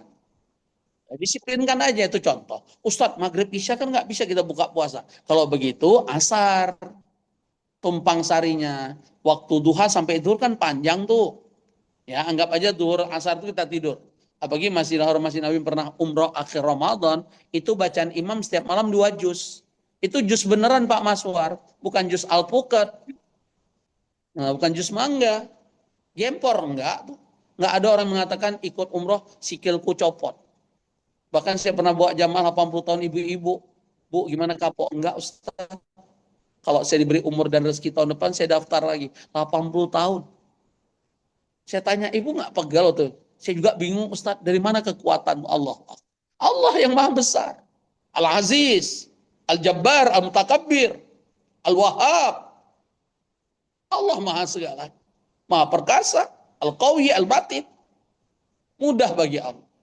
Asal kita benar-benar pasrah berserah pada Allah. Totalitas. Seperti janji kita, inna sholati wa nusuki wa mahyaya wa mati lillahi rabbil alamin. Yang ketiga, sampai jam 7 ya Pak Maswar, benar ya? Boleh ya? Nanti nanyanya 15 menit ke depan. Extra time-nya 15 menit ke depan. Yang ketiga, jadi cara bersyukur apa? Tingkatkan iman dengan cara apa tadi? Ingat mati dan sering baca Quran sambil memahami. Karena Quran, perintah Allah bukan hanya dibaca Bapak Ibu. Tapi Quran juga harus ditadaburi. Lihat surat Muhammad. Surat 47 ayat 24. Afala yatadabbaruna al-Quran am ala qulubin aqfaluha. Kenapa kamu tidak mempelajari Al-Quran, memahami makna isinya? Apalagi Quran bahasa Arab, kita bukan orang Arab, maka mau tidak mau harus dipahami. Ustadz tadi kata Ustadz 1 hari 1 juz. Kapan saya memahami Quran? Memahami Quran nggak perlu banyak-banyak seperti baca koran, baca majalah. Cukup sehari 1 ayat 2 ayat. Sisanya baca Quran. One day one juz. Bagaimana bisa 1 hari 1 juz Bapak Ibu? Kalau nggak kuat seperti yang terbiasa sekali duduk 1-2 juz, caranya setiap habis sholat baca 2 lembar. 5 kali sholat 10 lembar. Bolak-balik 10 lembar itu 1 juz lebih. Coba perhatikan. Betul nggak Pak Maswar? Iya. Bapak Ibu semua. Disiplin, istiqomah. Pakai Allah memaksakan. Nggak dipaksa, nggak bisa-bisa. Ustadz sibuk ngomong cucu MC kata ibu-ibu. Ngomong cucu itu pakai waktu, timetable-nya. Jangan sibuk ngomong cucu. Emang kita baby sister apa? Kalau saya bilang ke istri saya, nggak boleh titip anak kita ke nenek, ke kakeknya. Biar mereka sibuk dengan persiapan hari esok kematian. Tugas kita. Karena mereka sudah capek sejak kecil mengurus kita. Sejak mereka muda mengurus anak-anak yang masih kecil. Hari ini kok kita titip cucu? Kapan kita dekat Allah? Sehingga ada istilah MC. Saya pikir master seremoni Pak Maswan. Rupanya ngomong cucu. Na'udzubillah min dzalik. Bukan nggak boleh ya, Ustaz nggak punya cucu maka ngomong gitu. Cucu itu beda Ustaz. Maksud saya pandai-pandai kita mengatur waktu. Jangan sampai menyesal. Ya, yang ketiga. Apa itu yang ketiga? Mudawamah. Pentingnya konsisten dalam beramal. Bagaimana amal yang konsisten yang perlu? Sedikit tapi ajak. Makanya apa kata Rasulullah SAW? Ahabul a'mal indallah adwamu inqallah. Sebaik-baik amal, sedikit tapi ajak. Yang ketiga itu berkaitan dengan nahdlatul amal dan mudawamah. Tingkatkan amal-amal soleh yang selama ini jarang kita kerjakan, Senin Kamis, mungkin tahajudnya, mungkin infak sodakohnya, mungkin duhanya, mungkin sholat-sholat sunnah rawatibnya, dan sebagainya, yang selama ini mungkin masih belang betong, tingkatkan. Bacaan Qur'annya, yang tadi nggak bisa one day one juz 1 hari 1 juz, Seperti yang saya katakan tadi, setiap habis sholat 2 lembar bolak-balik, mulai tingkatkan. Sambil didawamkan. Arti dawam itu apa? Konsisten, istiqomah, pelihara. Pakai jurus Allahumma paksakan nggak apa-apa. Karena amal itu bisa dihadirkan dengan 5K. Pertama, keterpaksaan. Yang kedua, kebiasaan. Dengan 4K, bukan 5K, 4K. Jadi pertama, keterpaksaan, paksakan diri. Kemudian biasakan diri. Habis sholat 2 lembar bolak-balik. Yang ketiga, kebutuhan. Kalau level 1-2 sudah terlewati, pasti kita merasa butuh. Habis sholat aku baca 2 lembar. Baru aku ngurus cucu dan sebagainya. Baru aku silaturahim. Baru aku mengerjakan aktivitas yang lain. Ya, dan sebagainya. Jadi harus menjadi kebutuhan nanti lama-lama. Yang keempat, kenyamanan. Keempat itu lebih banyak domainnya Allah. Allah kalau sudah ridho dengan kita, setiap kita beramal dibuat nyaman oleh Allah. Dibuat happy, dibuat comfort dan enjoy. Kalau itu kita rasakan, Allah telah ridho. Karena itu bahasa Rasulullah SAW. Innallaha zahabak mayuridillahi khairan yufaqihu fiddin. Orang apabila dicintai oleh Allah, Allah mudahkan dia menuntut ilmu, mengamalkan ilmunya, dan saat dia beramal dibuat konsisten, istiqomah, nyaman, bahagia. Happy dia dibuat. Nggak ngeluh dia dengan amal. Yang kedua, ciri-ciri Allah ridho, nanti kalau perlu ada temanya, menggapai ridho Allah. Ya. Yang kedua, dari hari ke hari kita disibukkan oleh Allah dengan amal-amal soleh sebelum datang ajal. Dan yang ketiga, ternyata tanda-tanda Allah ridho kita, saat diuji kita sabar, ikhlas. Jadi kalau dapat musibah itu hakikatnya tanda kasih sayang Allah. Kalau kita mampu melewatinya, Allah senang banget, derajat kita surga, bahkan derajat tinggi. Bahkan orang-orang nggak pernah diuji dalam hidupnya nyesal nanti, minta kembali ke dunia, uji kami ya Allah. Karena dia melihat orang-orang yang diuji di kehidupan dunia mampu melewatinya dengan ikhlas dan sabar, Allah muliakan mereka. Jadi yang ketiga, nahdlatul a'mal wa mudawamah, tingkatkan amal dan saat beramal konsisten. Ya, istiqomah. Makanya perintah Rasulullah SAW, fa'mal tsumma istaqim. Beramal kemudian konsisten. Amal yang dicintai oleh Allah sedikit tapi konsisten. Ajak deh. Tahajud nggak mampu 11 rakaat, cukup 2 plus witir. Nggak mampu 2 plus witir, witir jangan tinggalkan. Itu contoh. Kalau nggak mampu sekali duduk 1 juz, setiap sholat 2 lembar bolak-balik.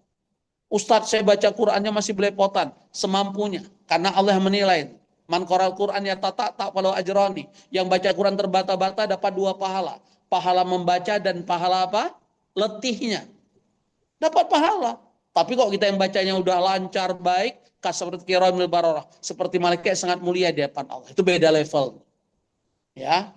Bahkan kedudukan kita di surga nanti hari kiamat tergantung bacaan Quran kita di muka bumi terakhir.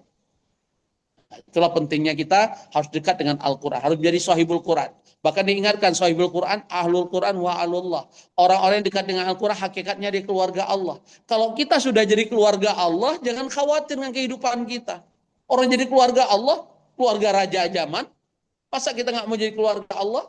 Apa syarat keluarga Allah? Harus jadi ahlul Quran, harus selalu dekat dengan Al-Quran. Yang keempat, waktu tinggal 10 menit lagi. Yang keempat, supaya kita menjadi lebih baik, pentingnya ikhlas dan istiqomah. Karena amal nggak akan diterima oleh Allah sehebat apapun kalau tidak ikhlas. Yang kedua, sehebat apapun amal nggak akan diterima oleh Allah kalau tidak ittiba. Arti ittiba yang kita kerjakan ada tuntunannya, ada petunjuknya.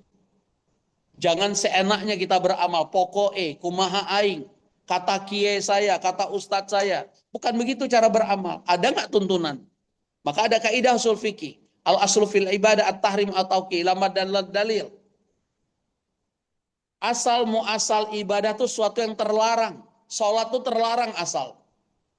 Puasa Ramadan itu terlarang asalnya. Sampai ada dalil yang memerintahkan. Ada nggak dalilnya? Banyak banget. Sedangkan masalah muamalah, al aslu fil asya'al ibah, muamalah asalnya boleh. Kecuali ada dalil yang melarang. Itu perbedaannya. Jangan ditanya, Saat kita larang ibadahnya, mana dalil larangannya? Oh, memang asal ibadah terlarang? Kayak rokok. Ada nggak dalil haramnya rokok? Ganja. Ada nggak dalil haramnya ganja, kata-kata ganja? Bukan begitu cara memahami. Nah, Bapak Ibu, rahimani rahimahullah, itu yang keempat. Ya, apa yang keempat tadi? Ikhlas Ikhlas. dan istiqomah. Jangan sampai beramal nggak ikhlas. Jangan sampai beramal tidak istiqomah. Na'udzubillah. Yang kelima terakhir, muhasabah. Introspeksi diri. Tazkiyatun nafas. Bersihkan jiwa dan diri. Aku udah tua. Aku udah glamor, pin lollipop. Masa aku begini-gini aja? Nggak bisa dekat dengan Allah? Nggak bisa memanfaatkan umur dan waktu? Pada salah satu yang ditanya nanti di padang mahsyar, an umrin fima afna. Umur akan ditanya, kita gunakan untuk apa? Termasuk berkaitan ilmu. Udah kita dapat ilmu hampir 2 jam ini, kita amalkan atau tidak? Yang ketiga, harta akan ditanya dari mana dan kemana. Bahkan harta haram yang masuk tubuh seseorang, ibadah dan doanya tertolak, kata Rasulullah SAW. Hadisnya itu panjang. Ada seorang melakukan perjalanan sangat jauh. Digambarkan kusut mase. Dia berhenti sejenak, mengangkat kedua tangannya. Berdoa dia kepada Allah, mengucapkan ya Rob, ya Rob. Seharusnya doa orang ini dikabulkan oleh Allah. Dia safar, dia terzalimi, dia mengangkat kedua tangannya, dia menyebutkan ya Rob, ya Rob. Allah senang sekali saat hambanya menyebutkan ya Rob, ya Rob. Bukan ya Allah, ya Rob, ya Rob. Senang Allah. Tapi apa jawaban keterangan Rasulullah SAW kepada orang ini? Bagaimana dikabulkan doamu? Tubuhmu penuh dengan keharaman. Padahal harta itu akan ditanya dari mana dan kemana. Dan nanti di hari kiamat yang jawab bukan mulut. Al-yawma naqtimu ala afwahihim wa tukallimuna aydihim wa tashhadu arjuluhum ma kanu yaksibun. Nanti dari kiamat surat Yasin yang 65, mulut dikunci mati, tangan berbicara, kaki menjadi saksi. Gak ada lagi pengacara-pengacara. Dia aja gak bisa jawab.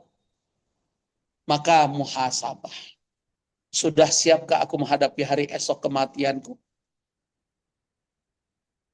Sudahkah aku punya azam tekad menjadi lebih baik di hadapan Allah? Sudahkah aku memanfaatkan umur sebaik-baiknya? Khairun nas man tala umruh hasuna amalu. Ini bukan tausiah saya pada Bapak Ibu, untuk diri saya. Karena saya juga udah gak muda lagi. Semoga yang sedikit ini bermanfaat untuk saya menyampaikan. Dan semoga bermanfaat untuk Bapak Ibu semua, keluarga besar Husnul Khotimah Institute. Barakallahu fikum. Silahkan buka pertanyaan, boleh sesuai tema, boleh di luar tema. Kalau saya nggak mampu jawab, saya akan jujur, saya nggak mampu menjawab. Tafadhol. Saya serahkan kembali pada Pak Haji Maswar. Baik Ustaz, Masya Allah. Luar biasa. Terima kasih Ustaz. Ini tadi pertama nih Pak Zen, silakan tadi udah raise hand. Pak Zen, silakan di unmute.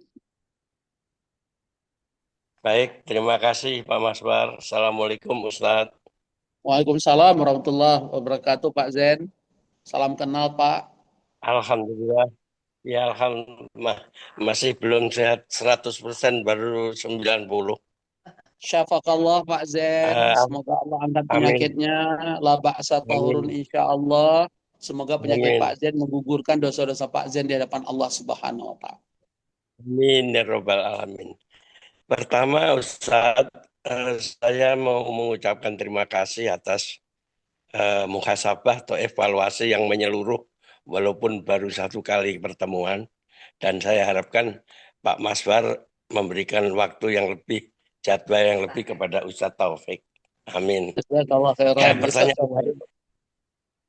Pertanyaan saya itu ini, setelah mengikuti kajian ini, kesimpulannya itu terus terang saya belum siap untuk ajar itu. Nah, bagaimana selain 5 langkah tadi, khususnya kalau mau tidur itu, apa yang harus dilakukan supaya bangun besok pagi kalau bangun itu siap untuk menghadapi ajal. Terima kasih. Bismillah.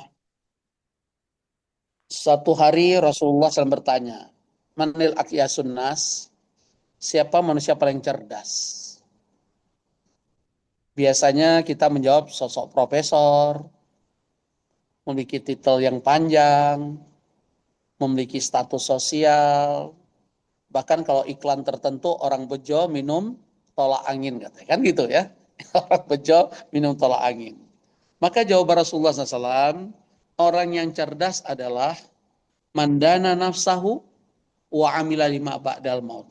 Orang cerdas itu adalah orang yang mampu melawan hawa nafsunya. Jadi yang pertama Pak Haji Zen, orang cerdas adalah yang mampu melawan hawa nafsunya dan dia Wah, beramal mempersiapkan hari esok kematian. Jadi kalau Pak Azizen dan saya dan kita semua ingin menggapai husnul khotimah, pertama sering ingat mati. Apalagi saat sakit-sakit seperti ini nggak ada kata lain. Sering ingat mati dengan cara apa? Bukan nangis.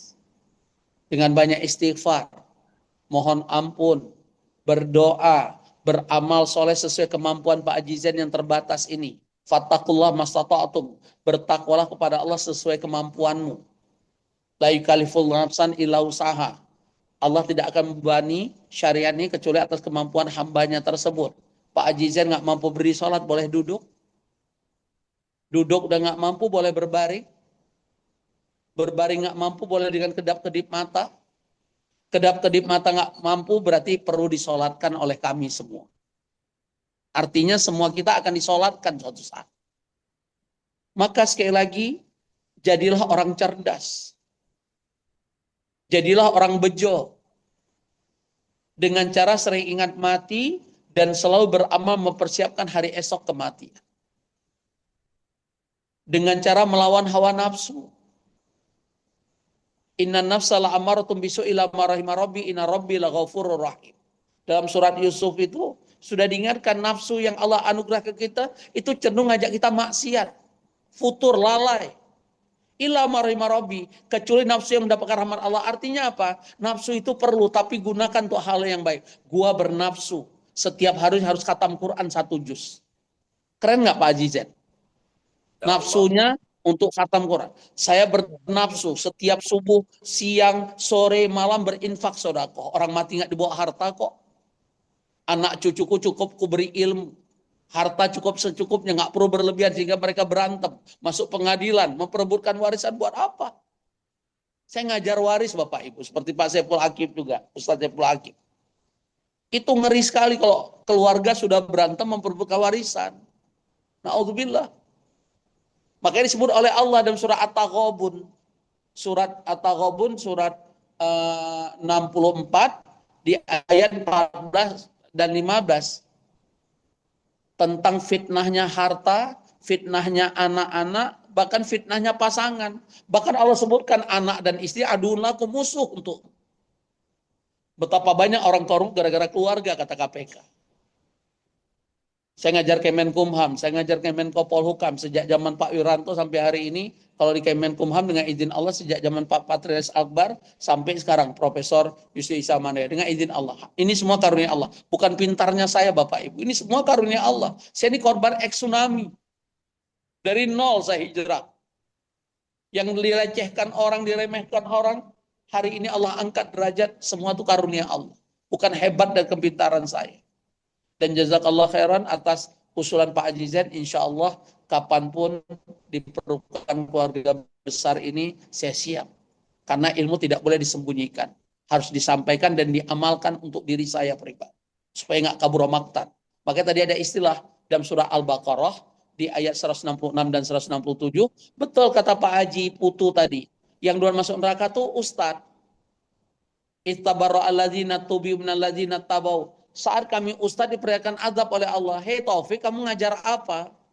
Kok nggak sesuai dengan tuntunan aku dan Rasulku? Kamu ngajarin apa ke Husnul Khotimah Institute ini? Karena diperlihatkan azab, saya nyesal. Berlepas tangan dari Bapak Ibu. Ya Allah, jangan azab aku keras-keras. Kasih aja bagi-bagi azab dengan jamaah Husnul Khotimah Institute pasti marah. Itu si ustadz ngajar nggak benar ternyata. Kami juga diazab Allah. Ya Allah, beri dia azab yang setimpal. Apa jawaban Allah? Engkau dan dia sama. Dari ayat ini saya pahami Ustadz amplopnya nggak seberapa, nerakanya iye. Betul Pak Maswar? Hmm. Makanya saya ingatkan anak-anak saya ada yang hafal 30 juz, alhamdulillah. Dia wajib setor kalau nggak kuliah 10 juz sehari. Kalau jam kuliahnya Senin Sabtu, dia tetap wajib setor 5 juz. Saya sampaikan, Abu nggak berharap kamu jadi ustazah atau ustadz atau ulama. Kaget mereka. Kenapa Bu? Kenapa kami masih pesantren? Kalian Abu masuk ke pesantren supaya punya ilmu, supaya punya bekal, supaya tahu mana halal haram.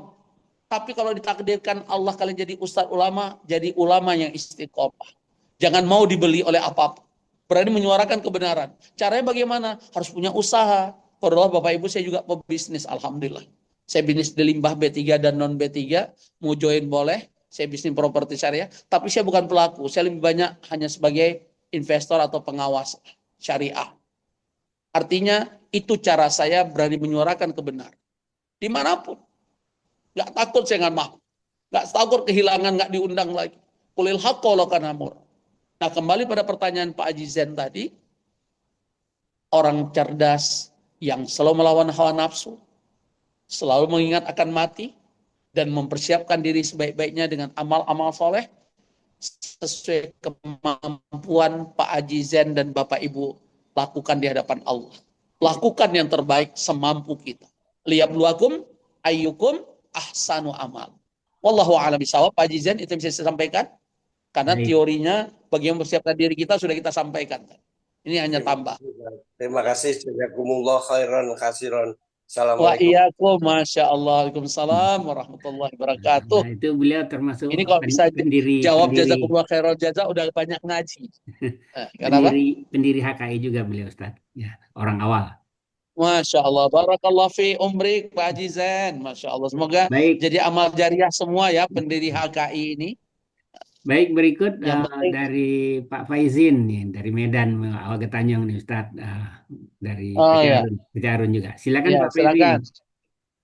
Oke, Alhamdulillah.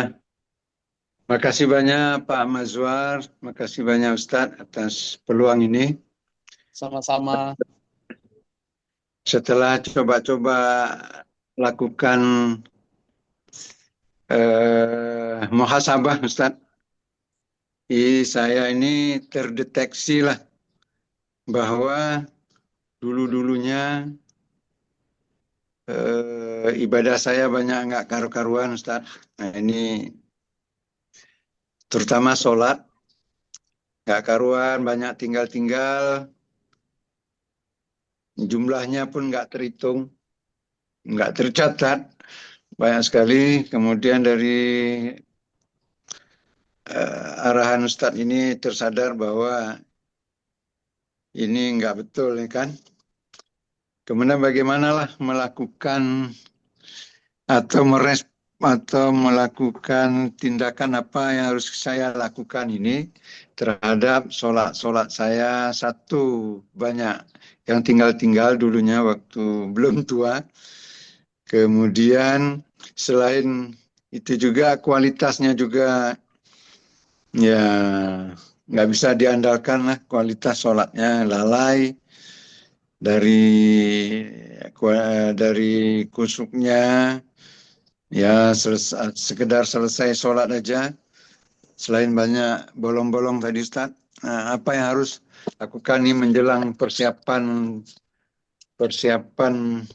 mati Ustaz. Terima kasih Ustaz. Ya, sama-sama. Bismillah.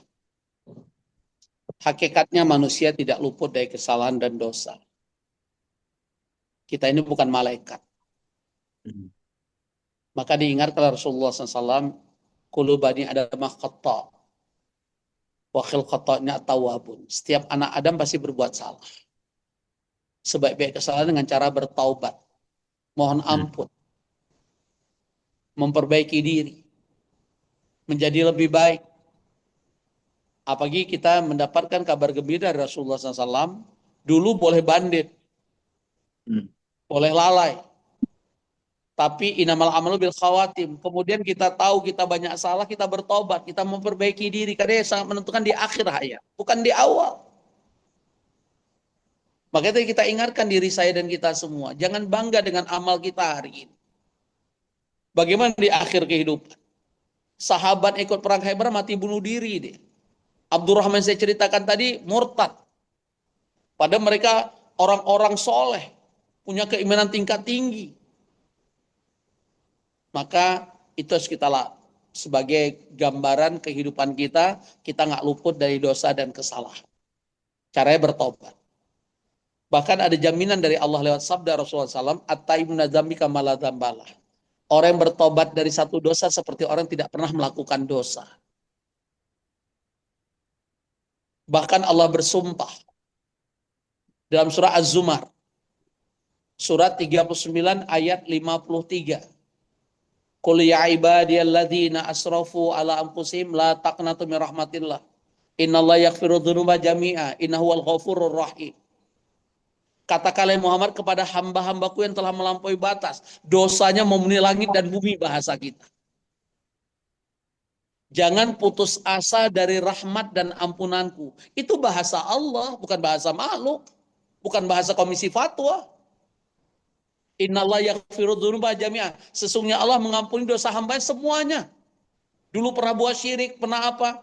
Tapi tolong pahami, ini dosa berkaitan dengan Allah. Kalau berkaitan dengan makhluk, hutang wajib bayar. Nyakiti orang wajib minta maaf. Mengambil hak orang kembalikan. Nggak bisa mohon ampun istighfar, nggak bisa. Itu berkaitan hamba dengan hamba. Kalau dengan Allah, Allah buka pintu tobat siang malam. Dengan istighfar Allah senang. Lihat surat Nuh, surat 71 ayat 10 sampai 12. Faqul astaghfiru rabbakum innahu kana ghaffara. Banyak istighfar, ku ampuni dosa-dosamu sebanyak buih di lautan. Tapi berkaitan makhluk nggak bisa. Makanya banyak manusia masuk neraka bukan berkaitan dengan Allah, dengan makhluk. Bahkan Allah juga bersumpah di surat Tahrim. Surat 66 ayat 8. Ya ayyuhalladzina amanu tubu ilallahi taubatan nasuha. Hai orang yang beriman, bertaubatlah kepada Allah dengan semurni-murni taubat. Kata ulama, ciri-ciri taubat nasuha ada 3. Berhenti dari perbuatan dosa tersebut. Yang kedua, menyesal. Yang ketiga, tidak mengulanginya lagi sepanjang hayatnya terhadap dosa besar. Jadi dosa besar, cara diampuni dosa dengan taubat nasuha. Kalau dosa-dosa kecil, bisa diampuni oleh Allah dengan amal-amal soleh. Sholat mengampuni dosa-dosa kecil. Wudhu kita mengampuni dosa-dosa. Istighfar kita mengampuni dosa. Tapi dosa-dosa kecil, dosa besar dengan taubat nasuha. Apa taubat nasuha tadi? Berhenti, menyesal, tidak mengulanginya lagi sepanjang hayat. Kalau dosa kecil dengan amal soleh itu janji Allah. Buka surat Hud. Surat 11 ayat 114. Dosa kecil diampuni dengan amal-amal soleh. Itu janji Allah. Innal hasanat yudhibna sayiat. Sesungguhnya amal-amal soleh akan menghapus kesalahan-kesalahan. Dan apa kata Rasulullah SAW? Wa'ad bi'sayatal hasanat tamhuha. Ikuti setiap kesalahan dengan amal-amal soleh. Nah, sekarang kita jawab pertanyaan Pak Haji Pak Faizin. Faizin. Arti Faizin sang pemenang. Masya Allah. Semoga di akhir hayat sosok winner champion menggapai husnul khotimah. Amin, amin, amin. Bagaimana terhadap saya Ustadz, bukan hanya saya mungkin banyak lagi. Pokoknya kalau kita nggak pernah pesantren, hakul yakin saya banyak yang ninggalin sholat atau belang betong sholatnya. Betul Pak Faizin dan Bapak Ibu? Nah, jadi saya bersyukur saya alumni Gontor sama dengan Ustadz Saiful Akib, seangkatan, sekelas malah, ya. Oke. Cuman beda kepengurusan. Beliau bagian penerimaan tamu, saya di angkuk uang, megang keuangan. Jadi sejak kecil udah sering diamanahkan keuangan. Nggak ngerti saya, entah muka menteri keuangan nggak ngerti saya kan. Itu contoh. Ada petunjuk Rasulullah SAW lewat Aisyah radhiyallahu anha. Umirna biqada'is siyam wala umirna biqada'is shalah. Saya yakin ucapan saya udah dapat bocor dari Pak Mazwan, pasti berbeda dengan Ustadz Fulan. Saya nggak sebut nama Ustadz. Saya sampaikan dalil. Kami diperintahkan mengqadha puasa Dulu Pak Faizin nggak puasa Ramadan, sekarang sudah bertobat, wajib diqodho puasa-puasa yang ditinggalin. Ibu-ibu dulu mens suatu muda nggak diqodho puasanya, diingat-ingat sejak kapan mens? Mens secara rutinnya sebulan berapa hari? Berarti segitulah diqodho puasa. Kali berapa tahun? Dah. Kami diperintahkan mengqodho puasa. Ini hadis Sahih Bukhari ini. Dan kami tidak diperintahkan mengqodho sholat. Jadi kalau kita merasa masa muda sering ninggalin sholat, bukan dengan cara diqodho, apalagi dengan bayar fidyah beras. Seperti yang terjadi di Aceh. Lu nurung Aceh, hai.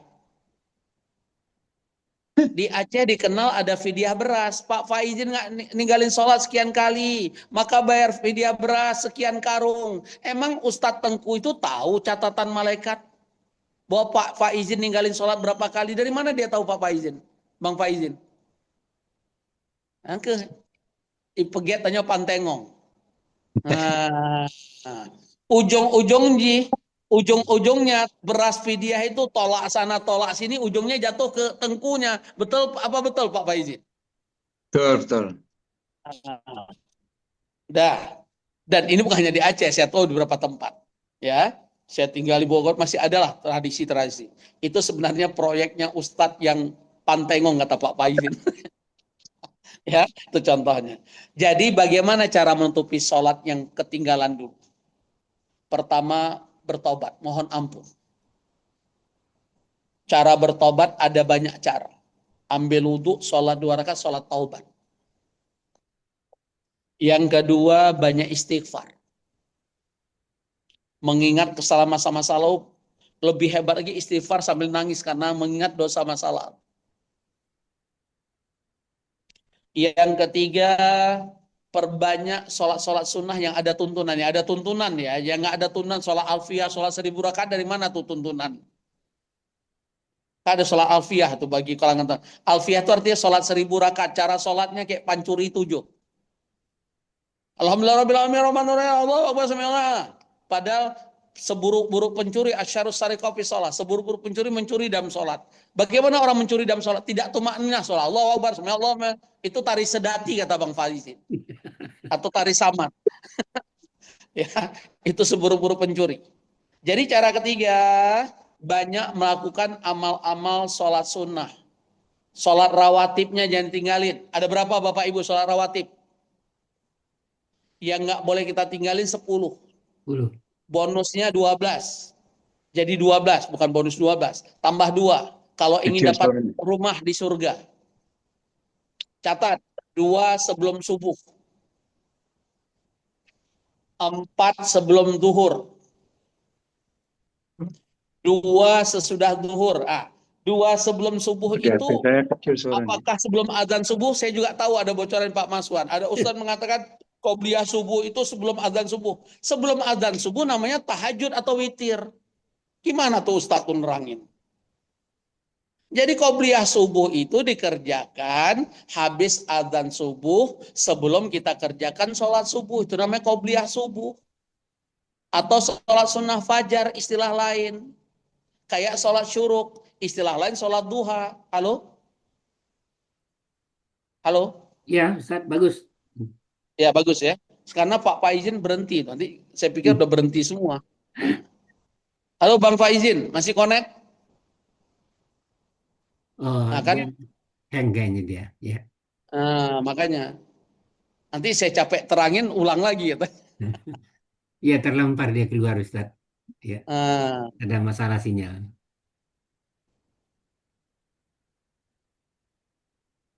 Ya. Ada rekaman Ustaz. Oh ya, ada rekaman. Oke, bisa Ya. lanjut. Makasih Ibu infonya. Oke, ya, kita lanjut ya. Jadi, kalau kita pernah tinggalkan sholat masa lalu, cukup pertama bertobat. Bentuk tobat dengan sholat taubat 2 rakaat. Sholat taubat itu saya ingatkan bukan seumur hidup sekali. Bukan setahun sekali, sebulan sekali, atau saat tahajud. Sholat taubat itu petunjuk Rasulullah SAW. Setiap kita merasa berdosa di hadapan Allah, ambil wudhu, sholat 2 rakaat, sholat taubat. 5 jam kemudian dosa lagi, wudhu lagi, sholat taubat. Tapi jangan main-main dengan sholat taubat. Bagaimana kalau kita melakukan dosa nggak sempat bertobat gimana? Gara-gara mempermainkan sholat taubat. Allah Maha Pengampun, kata Ustadz tadi, berdasarkan firman Allah surah Az-Zumar ayat 53, berdasarkan firman Allah surah At-Taubah ayat 8. Tunggu dulu. Kita nggak tahu umur. Mempermainkan tobat. Hakikatnya Allah membuka pintu tobat siang malam pada hamba-hambanya. Tapi jangan bermain. Bagaimana lagi maksiat datang ajal. Nggak sempat tobat. Na'udzubillah. Semoga Allah lindungi kita. Jadi caranya dengan sholat-sholat sunnah. Karena ada keterangan Rasulullah SAW dari Sahih Bukhari. Saat seorang badui bertanya, Dulani ala amil iza amil tu dakhaltu jannah. Tunjukkan aku amalan apa ya Rasulullah kalau aku beramal masuk surga. Di antaranya as-sholatul khamsu, sholat 5 waktu, lailan wa naharon, malam dan siang. Kemudian orang nanya, ada lagi yang lain ya Rasulullah selain itu? Ada. Ya, tidak ada kecuali sholat-sholat sunnah. La ila antatadwa, ila antatawwa. Ya. Hakikatnya tidak ada sholat 5 waktu fardu kecuali sholat-sholat sunnah. Demikian juga zakat lewat sodakoh. Demikian juga haji lewat umroh. Demikian juga amal-amal sunnah lain lewat apa? Lewat amal-amal sunnah. Amal-amal wajib yang lain menutupi kekurangannya dengan amal-amal sunnah. Jadi 2 rakaat sebelum subuh, 4 rakaat sebelum zuhur. Afdolnya 4 rakaat sudah zuhur, kalau enggak 2 rakaat sudah zuhur juga boleh. Adapun qobliyah asar itu tidak termasuk sholat sunnah rawatib, atau di istilah fikih sholat sunnah yang tidak termasuk muakkadah, tapi ghairu muakkadah sebelum asar 4 rakaat yang disukai oleh para malaikat. Kalau kita mampu lakukan, qobliyah maghrib juga tidak termasuk sholat sunnah rawatib, ba'diyah maghrib 2 rakaat jangan lupa, dan berikutnya ba'diyah isya 2 rakaat jangan kita tinggalkan. Itu yang bisa saya sampaikan kepada pertanyaan Pak Faizin. Jadi ada petunjuknya. Tidak ada qadha bagian sholat. Adapun orang memiliki qadha sholat, begini kasusnya. Pak Maswar ketiduran. Tidurnya jam 11 siang. Terbangun pas waktu asar. Zuhur lewat. Maka apa yang harus dikerjakan? Ambil wudhu, kerjakan dulu sholat zuhur 4 rakaat, baru sholat asar. Dipahami orang itu qadha, padahal itu karena ketiduran. Atau karena lupa. Biasanya kan kalau kita sering ke masjid, kadang-kadang sekali nggak ke masjid, soalnya udah ke masjid kita. Baru ingat, maghrib, astagfirullah. Aku asar belum sholat, perasaan udah ke masjid, ternyata belum. Begitu maghrib langsung ambil wudhu, sholat asar dulu, baru sholat maghrib. Kenapa asar dulu Ustaz, udah waktu maghrib? Karena tartibus sholat. Tertibnya sholat kan asar dulu yang kita tinggalkan tadi. Bisa dipahami ya? Nah, sholat subuh ketiduran, bangunnya jam 8. Langsung ambil wudhu, sholat subuh 2 rakaat. Itu disebut dipahami orang qadha. Tapi yang keliru, dulu ninggalin sholat, sekarang dia bayar di Masjidil Haram atau dimanapun, kata kiai saya, selama di sini qadha sholat. Habis subuh dia sholat lagi, habis zuhur dia sholat lagi. Itu tidak ada petunjuknya. Wallahu a'lam bishawab. Insyaallah, Masya Allah. Baik, terima kasih banyak Ustadz. Ini kelihatannya waktunya udah lebih banyak Oh banget iya, nih. Ustadznya yang semangat ya. Ustadznya Pesertanya semangat. mundur satu-satu. Iya, Assalamualaikum warahmatullahi wabarakatuh. Masya Allah. Gimana nih Waalaikumsalam satu warahmatullahi lagi wabarakatuh. Ustadz? Boleh Ustadz? Boleh, siap. Ya, 10 Bapak lagi Ibu, pun siap. Bapak Ibu sekalian, ini terakhir ya Nenek ya, silakan Nenek Ya, terakhir. ya terima kasih Pak Maswar. Ini Nenek mau menanyakan, Ustadz, sholat taubat itu dilakukan kapan saja? Nah, Nenek selama ini melakukannya setelah sholat tahajud, setelah sholat duha. Nah, itu bagaimana Ustadz? Ya, bismillah. Kita beramal harus dengan tuntunan, betul ya, Nenek ya, dan Bapak Ibu Ya. ya. Itu perintah Allah dan Surah Al-Isra di ayat 36. Wala taqfu ma laisa laka bi'ilm. Jangan beramal tanpa dasar ilmu, kata Allah. Dan itu dikuatkan hadis sahih riwayat Bukhari. Man amila amalan laisa alaihi amruna fawaradun. Yang beramal tidak ada tuntunan dari kami, tidak ada petunjuk dari kami, bukan diterima, akan tertolak. Jadi karena ini ibadah, kita harus ikut tuntunan ya Nek ya, dan kita semua ya. Oke, tuntunannya begini, ada hadis. Seorang sahabat nanya, ya Rasulullah, kalau kami melakukan dosa di hadapan Allah, apa yang harus kami kerjakan? Maka perintah beliau berwudu dengan sempurna, asbighul wudu washolli rakaatain. Berwuduklah kamu dengan sempurna, kemudian sholat 2 rakaat. Dia nanya lagi, Nek, kalau buat dosa lagi gimana ya Rasulullah? Wudu lagi, sholat lagi. Kalau buat dosa lagi sampai 3 kali neneknya, Nek. Kalau buat dosa lagi, wudhu lagi, sholat lagi. Dari sinilah keterangan sholat taubat itu bukan ditunggu sampai tahajud. Sholat taubat jangan ditunggu sampai duha. Masa buat dosanya jam 5 subuh, nunggu duha. Kalau mati gimana, Nek? Iya, iya. Masa buat dosanya siang hari nunggu tahajud, kalau mati gimana, Nek? Iya, iya. Makanya sholat taubat dikerjakan setiap kita merasa berdosa di hadapan Allah. Khususnya berkaitan dosa-dosa besar. Kalau dosa kecil cukup dengan istighfar. Astagfirullah. Tadi aku banyak kali nonton sinetron. Astagfirullah gitu, Nek. Iya, Ya, iya. nah, itu contoh. Iya, iya, ya Ustaz. Ustaz. Jadi ini begini kan kita kadang-kadang tidak menyadari dosa apa nih yang telah kita kerjakan gitu kan yang memang tidak disadari gitu. Jadi oleh karena itu jadi sholat di saat sholat duha aja yang dikerjakan gitu dan sholat Ya. tahajud gitu. Jadi, Nek, Jadi itu salah ya bukan Ustaz. salah, kurang tepat. Karena sholat, semua sholat yang kita kerjakan tuh menjadi kafaroh, penggugur dosa, Nek. As-sholat, baina sholah wa sholah kafaroh. Bainal haji wal haji kafaroh. Bainal umrah wal umrah kafaroh. Antara sholat ke sholat berikutnya penghapus dosa. Antara haji dan haji penghapus dosa. Antara umrah dan umrah penghapus dosa. Antara Ramadan ke Ramadan penghapus dosa. Antara Jumat ke Jumat penghapus dosa. Artinya, kalau kita dosa nggak kita sadari, dengan sholat sudah gugur dosa. Dengan istighfar sudah gugur dosa. Dengan wudhu sudah gugur dosa. Dengan berjalan kaki ke masjid sudah gugur dosa. Betul ya?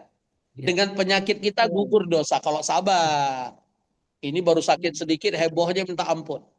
Ya, itu contohnya.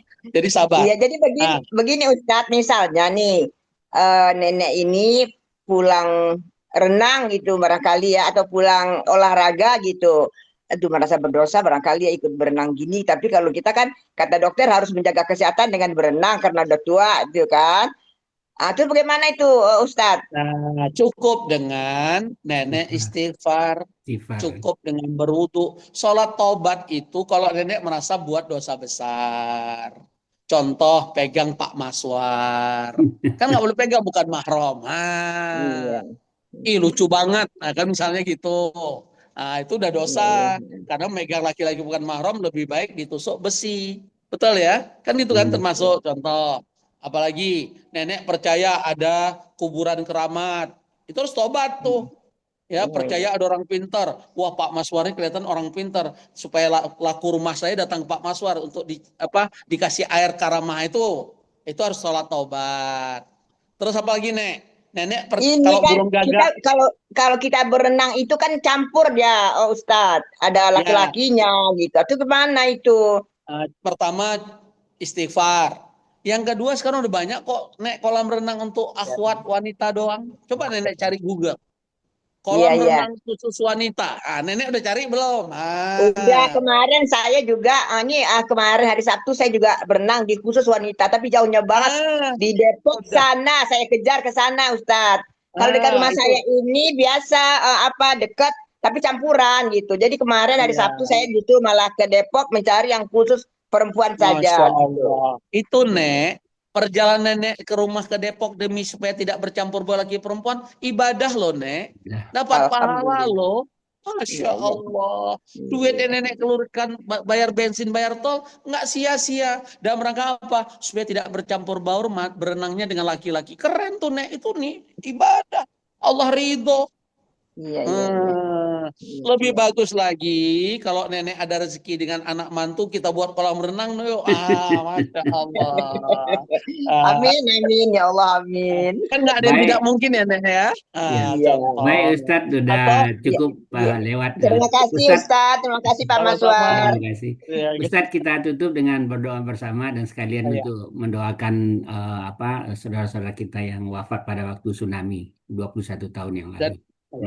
Dan bukan hanya tsunami, Pak Maswar, saran saya semua saudara kita, orang tua kita. Orang tua kita, ya. Bapak Ibu, alhamdulillah tak terasa kita di penghujung acara. Saya sebagai hamba Allah Al-Fakir mengucapkan jazakallah khairan. Terima kasih semua.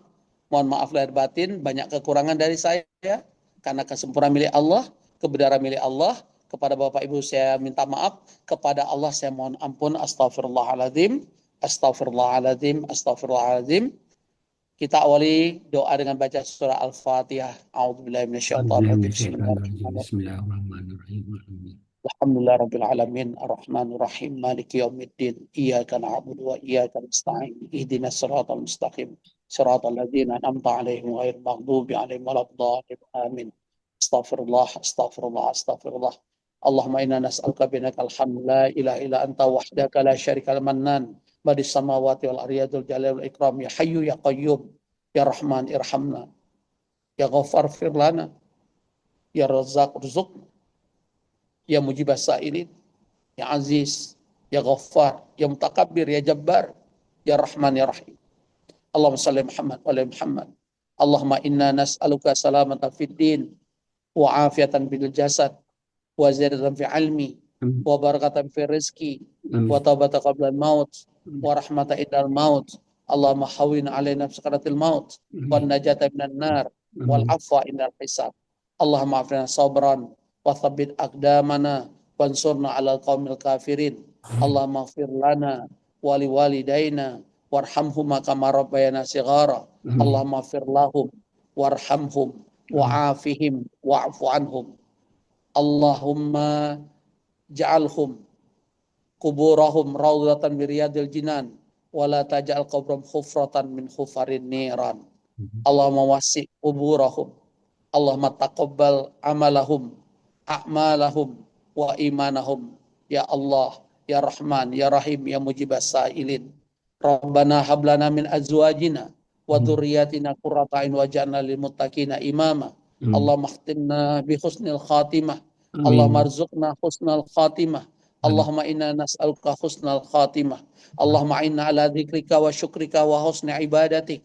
Allahumma inna nas'aluka ridhaka wal jannah wa na'udzubika min sakhatika wan nar. Allahumma inna nas'aluka jannata firdaus wa na'udzubika min nari jahannam. Allahumma inna nas'aluka jannata firdaus wa na'udzubika min nari jahannam. Allahumma inna nas'aluka jannata firdaus wa na'udzubika min nari jahannam. Allahumma inna nas'aluka al-huda wa tuqa wal afa wal ghina. Allahumma aghna bil ilmi wal mal wa zina bil hilmi wa akrimna bit taqwa. La ilaha illa anta subhanaka inni kuntu minadh dhalimin. Rabbana dhalamna anfusana wa illam taghfir lana wa tarhamna lanakunanna minal khasirin. Rabbana ighfir lana wa liwalidayna alladzina sabaquna bil iman wa la taj'al fi qulubina ghillan lil ladzina amanu. Rabbana innaka ra'ufur rahim. Rabbana hab lana min azwajina wa dzurriyyatina qurrata a'yun waj'alna lil muttaqina imama.